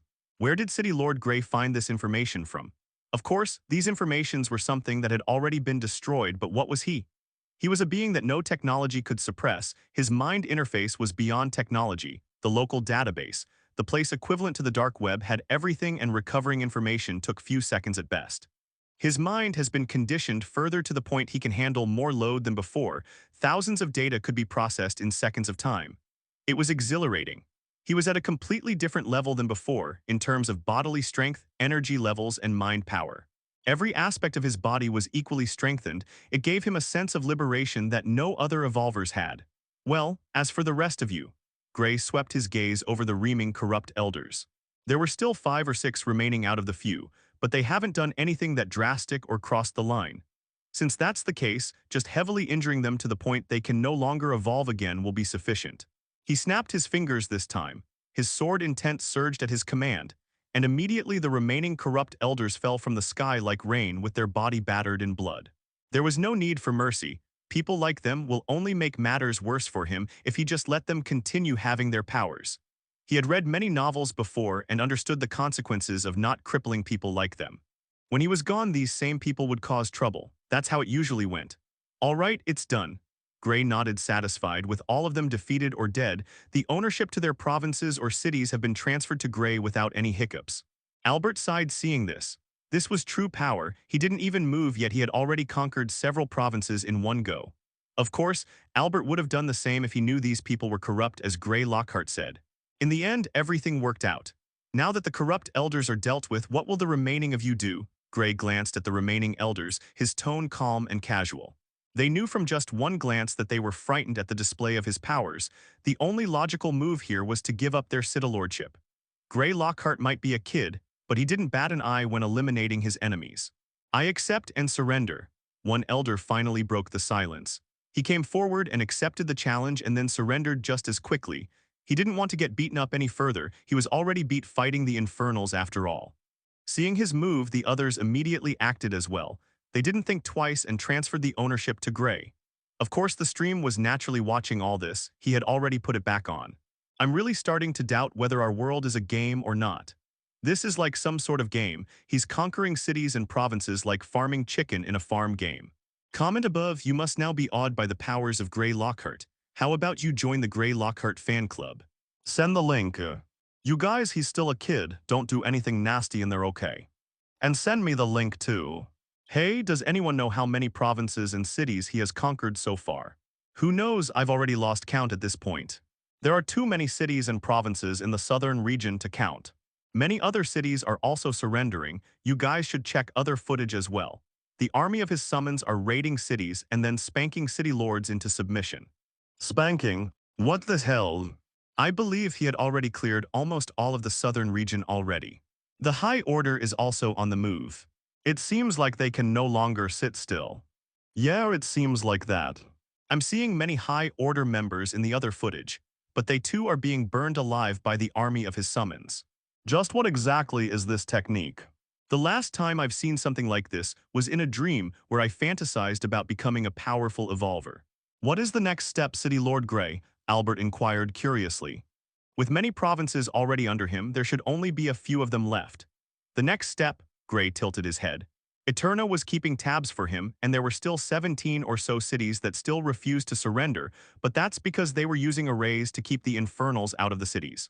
They haven't breached it yet, so they can't start spanking the city lords, but that should be done in some time as well. Since that's the case, I should clear out the High Order, Grey grinned. He thought for a moment and then closed his eyes. Immediately several links appeared in front of him. These links were the drones he hacked, and he could still access and even control them from here. Of course, the energy that was being expended was high, but it was something he could manage at this current stage. The most High Order members were found in deserted cities, and the closest one was a deserted city known as R17 City. Surrounding it were several other abandoned cities, Carson, Velt, Orion Post, and Sector Luma, forming a dead zone of sorts. There were many corruption fields there too. However, upon observing more carefully through his link with the Infernals, he realized that this place was practically a ghost town. There wasn't a single ordinary person left within the city. Only a handful of High Order members remained. Since that was the case, there was no reason not to pay it a visit. Grey moved swiftly. He shot towards R17 City without hesitation and after speaking words to Albert. Several minutes later, he stood above the deserted city. Infernals were fighting several High Order members, and as soon as he appeared, they stopped fighting and came back towards Grey at his command. "You bastard, Grey Lockhart. You will die today," a High Order member at the second rank screeched, abyssal energy erupting out from him like a tidal wave. Grey just simply glanced at him, and the person in question turned into a mist of blood. This was the absolute power of sword intent. I really need a soul search skill. Grey shook his head. Soul search skill was rare, but some people had it, like top evolvers like the City Lord or prominent families. Because of how focused he was on his evolutionary paths, he had completely ignored the need for techniques and skills. And with the battle with Albert, it was clear what he needed the most right now. In this battle, he got 1 defensive and 2 offensive techniques and spells. The 10 Rings of Burning Heaven, Great Heavenly Fire Release, and Heaven Opening Sword Line. For defense, 10 Rings of Burning Heaven was already enough. You could keep on creating defensive flower rings as long as you expended energy to bring out more. Meaning, having another one would make no difference unless it followed a different principle than the 10 Rings of Burning Heaven. Then there was the Great Heavenly Fire Release. It was extremely potent, and it was also based on how much energy one put down to make it possible to use. Hence, the more energy reserve he had, the more power it held. It was not limited to any rank either. Heaven Opening Sword Line was the same. It required a lot of energy to convert into sword energy and then use sword intent to make it work. With these, his offensive power was stacked, but he was always welcome for more. The Immortals possessed an absurd number of unique spells. Fire Seal, Water Seal, Wind Seal, Lightning Seal, Earth Seal. There were also rarer variants: Shadow Seal, Metal Seal, Ice Seal, Poison Seal, Storm Seal, and many more. At their core, they were simply combinations and refinements of the original elemental seals, but once layered with laws and intent, they became terrifyingly effective. And those were merely the base forms. Each seal had countless variants branching from it. For example, the fire release used by Albert or the earthly disintegration spell once displayed by City Lord Brown.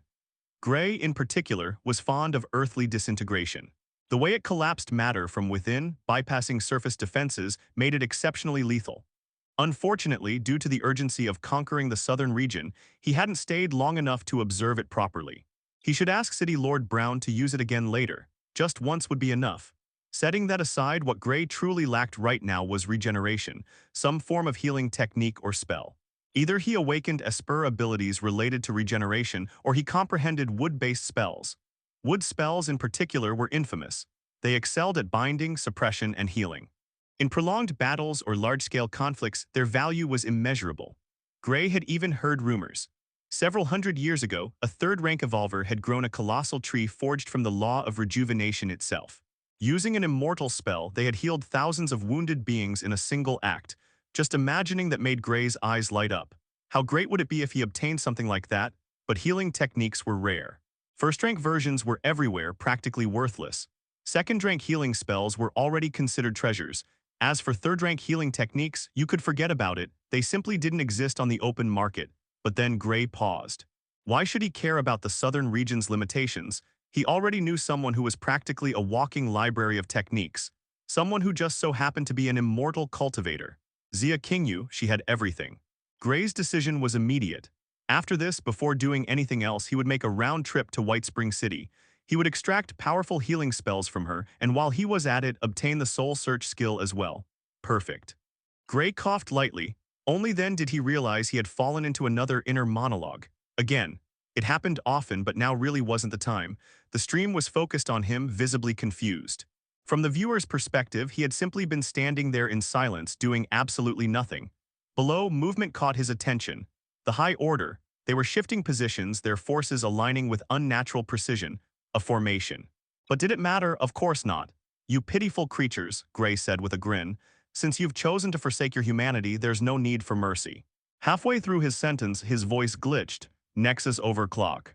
It surged into full motion. Circuit-like patterns exploded across his humanoid body, intertwining with his flesh as if they were part of him from the very beginning. His perception expanded violently, his consciousness tearing through distance and obstruction alike. In mere seconds, his mind enveloped every deserted city in the surrounding area. If he wished, it would take only a single thought. One thought and the land would flatten. Cities would be pressed into the earth, structures reduced to dust, and every living being within range crushed into nothingness by overwhelming telekinetic force. But where was the fun in that? Wouldn't using Heaven Opening Sword line be far more exciting? Gray felt like a child who had just gotten his hands on a new toy, a dangerous one, and he wanted to play with it properly. With circumstances aligning so perfectly, what was there to hesitate about? WHRRMM. The Nexus energy within his two elixir fields stirred violently. It condensed, refined, and transformed, shedding its original form as it became pure sword energy. In seconds, it erupted outward from Gray's body. Sword energy flooded the world, filling every corner his perception touched. Skies, ruins, streets, air, everything became a medium for the sword. His power was perfectly balanced. His energy range matched his perception exactly. There was nowhere to hide. The High Order members froze. Their expressions changed the instant they felt it. Then Gray spoke. Heaven Opening Sword line. The instant the words left his mouth, sword intent erupted. The air across the entire region twisted violently as if something invisible had been forced through it. Space itself trembled under the pressure, and the atmosphere let out a shrill scream as sword energy flooded every corner Gray's perception reached. There was no warning, no buildup. The sword energy struck. Boom. The first deserted city was hit head-on. Buildings exploded apart as if struck by an invisible hammer, walls collapsing inward while streets were torn open from end to end. Defensive formations set up by the High Order shattered instantly, runes blinking out one after another before they could even activate. Boom, boom, more impacts followed in rapid succession. Entire districts were crushed, the ground caving in as sword energy drilled straight through the land. High Order members caught within the range were thrown apart violently, bodies ripped open by the overwhelming force before they could even react. Screams echoed briefly. Then they were drowned out by destruction. Mountains in the distance cracked and collapsed, their peaks blown apart as shockwaves rolled outward. The sky darkened as debris was flung upward, only to be pulverized midair by lingering sword energy. The formation the High Order had deployed was erased completely. Within moments, everything within the range of the technique was reduced to ruins and craters. The ground was torn apart, towns flattened, and no living presence remained standing. Only after the sword energy dissipated did the sound fully return. A delayed, thunderous roar swept across the region as collapsing structures, broken terrain, and falling debris finally caught up with reality. Gray stood in the air, his body returning normal as Nexus overclock slowed. The circuit-like patterns across his body faded gradually, leaving only faint traces behind. He glanced at the devastated land below. Not bad. So this is the true capability of a pseudo-third ranker. Isn't he far too strong? Someone nerf him already. Against a higher-ranking evolver, nothing can resist. Not even decades of technological advancement can contend with the might of a third ranker. This is terrifying. People like us can only dream of reaching such a level. I'm honestly shaken. The southern region was thrown into shock. Very few had ever witnessed the power of a third ranker firsthand. Either one was close enough to be erased by the pressure alone, or far enough away to see nothing at all. To observe it clearly and survive was something most people would never experience in their entire lives. This single display overturned countless assumptions. That's that, Gray smiled faintly. With the matter settled, there was no longer any reason to remain here. It was time to pay Senior Zia Kingyu a visit. Swoosh! His figure shot into the sky, streaking forward like a shooting star as he headed straight toward the White Spring cities. Along the way, Gray sensed the situation through his connections. One of the cities infiltrated by the Infernals had already been breached, while another had fallen entirely under his control. The resistance there had collapsed far faster than expected. Time passed in a blur. In the next moment, Gray arrived back at White Spring area. Everything had already stabilized. Under the efficient coordination of the Law Enforcement Bureau, panic had been suppressed and order restored. Defensive formations were active, patrols moved along the streets, and energy fluctuations had returned to safe levels. Then he looked towards the White Spring. The White Spring remained calm. Earlier, the spring had been completely emptied of its cosmic water during Gray's transformation, the violent surge of power disrupting the cosmic ore embryo at its core and halting its output entirely. With Gray gone and no other powerful presence lingering nearby, the pressure dissipated. The cosmic ore embryo gradually restored its functioning. Streams of refined cosmic energy condensed once more, pale liquid gathering as fresh cosmic water began to form. Ripples spread across the surface as the spring refilled naturally, its circulation returning to its original rhythm. The cosmic ore embryo was far more effective than Gray had anticipated. It did not simply absorb cosmic energy. It refined it while drawing it in, compressing cosmic energy into something stable before releasing it again. Leaving it here would only allow it to continue endlessly, wasting its true potential. There was a more better way to use it. The secret realm still relied on slow intake. Energy drifted in from the outside, was filtered through the realm heart and distributed evenly. Stable, controlled, but inefficient. If the embryo was fused into the realm heart, that balance would change. The realm would be able to gather energy more quickly, almost 100 times faster than before. Since that was the case, there was no need for hesitation. Gray lifted his hand. The plateau beneath him trembled. Deep layers of earth responded instantly, rock folding inward as if acknowledging his will. A low rumble echoed as the massive ore embryo tore itself free, cosmic light flaring across its surface as space around it distorted faintly. The moment it reached him, Gray vanished. He reappeared beside the realm heart, space rippling faintly. It pulsed steadily, heavy and rhythmic. Each beat drew in chaotic cosmic energy from beyond the secret realm, breaking it down through countless unseen layers before refining it into realm heart energy. That energy flowed outward, sustaining the sky above and the land below, maintaining the laws that bound the world together. The core of a world's will. As Gray observed it, the realm heart reacted. Its surface parted on its own. Layers unfolded, revealing an opening deep within, as though the realm itself was preparing to receive something essential. Gray did not hesitate and hurled the cosmic ore embryo inside. The instant it vanished from sight, the secret realm convulsed. Realm heart energy surged violently. The sky trembled as pressure rippled through space itself. The ground shook hard enough for fractures to spread across the land, energy roaring through them in unstable waves. For a single heartbeat, the realm heart fell silent. Gray felt it clearly. The next pulse detonated outward. Boom. The realm heart resumed its rhythm, but every beat carried a density it had never possessed before. Power poured out uncontrollably, the cosmic ore embryo anchoring itself within the core, forcing the realm heart to draw in energy aggressively rather than passively. The skies roared. The land quaked as space strained to contain the sudden surge of refined power. At the far boundaries of the secret realm, where rivers once spilled endlessly into chaotic space, the world barrier trembled violently under the pressure. Cracks spread across it the moment realm power collided with its surface. Fragments dissolved into nothing as the barrier failed. Almost immediately, new layers of world energy surged outward, weaving themselves into shape. A fresh barrier formed as it expanded, growing rapidly into the surrounding chaos. As it pushed outward, the sky stretched with it, space unfolding in widening arcs. The land followed.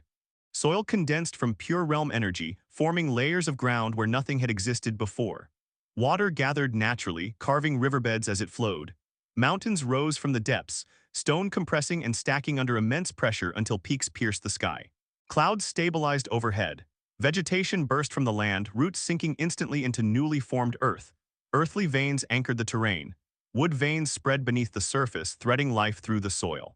Water veins flowed deep below, stabilizing circulation throughout the realm. Expansion slowed. The secret realm settled into a new balance, larger, denser, and far more complete than before. Gray stood silently at the center of it all, eyes reflecting the reshaped world. With the cosmic ore embryo fused into its heart, the secret realm had crossed a threshold. Wait, it swallowed it completely. Gray was dumbfounded. He raised a hand and pressed it against his face, his expression darkening. The expansion of the secret realm had not come from the cosmic ore embryo fusing with the realm heart. It expanded because it devoured the embryo. Dark lines crept across Gray's face as the realization settled in. What this meant was the realm would continue drawing in energy at the same pace as before. He exhaled slowly. But it's not bad. Gray shook his head. At least the energy levels of the secret realm have been restored. The residual power left behind by the embryo was dense enough to reinforce the realm's foundation. With its current state, the secret realm was now capable of suppressing powerful evolvers. Anyone entering without permission would find their strength heavily restricted. That alone made it worthwhile. The expansion itself carried meaning. The secret realm now held more power than before. The realm heart had expanded significantly, its volume and presence far surpassing its previous state. Each pulse carried greater weight, stabilizing a much larger space. Gray's thoughts shifted. If he could obtain the remaining chaos seals, this realm would continue to expand, possibly without limit. Gray nodded faintly as he stood in the sky, gazing. Hello, everyone! As we wrap up this video, I want to share a quick note. I have a Patreon account. If you'd like to support me and enjoy on-demand audiobooks, you can become a Patreon member. Alternatively, you can check out my Google Drive link, which has 500-plus novel audiobooks available through my Ko-fi or Patreon shop. I appreciate your support.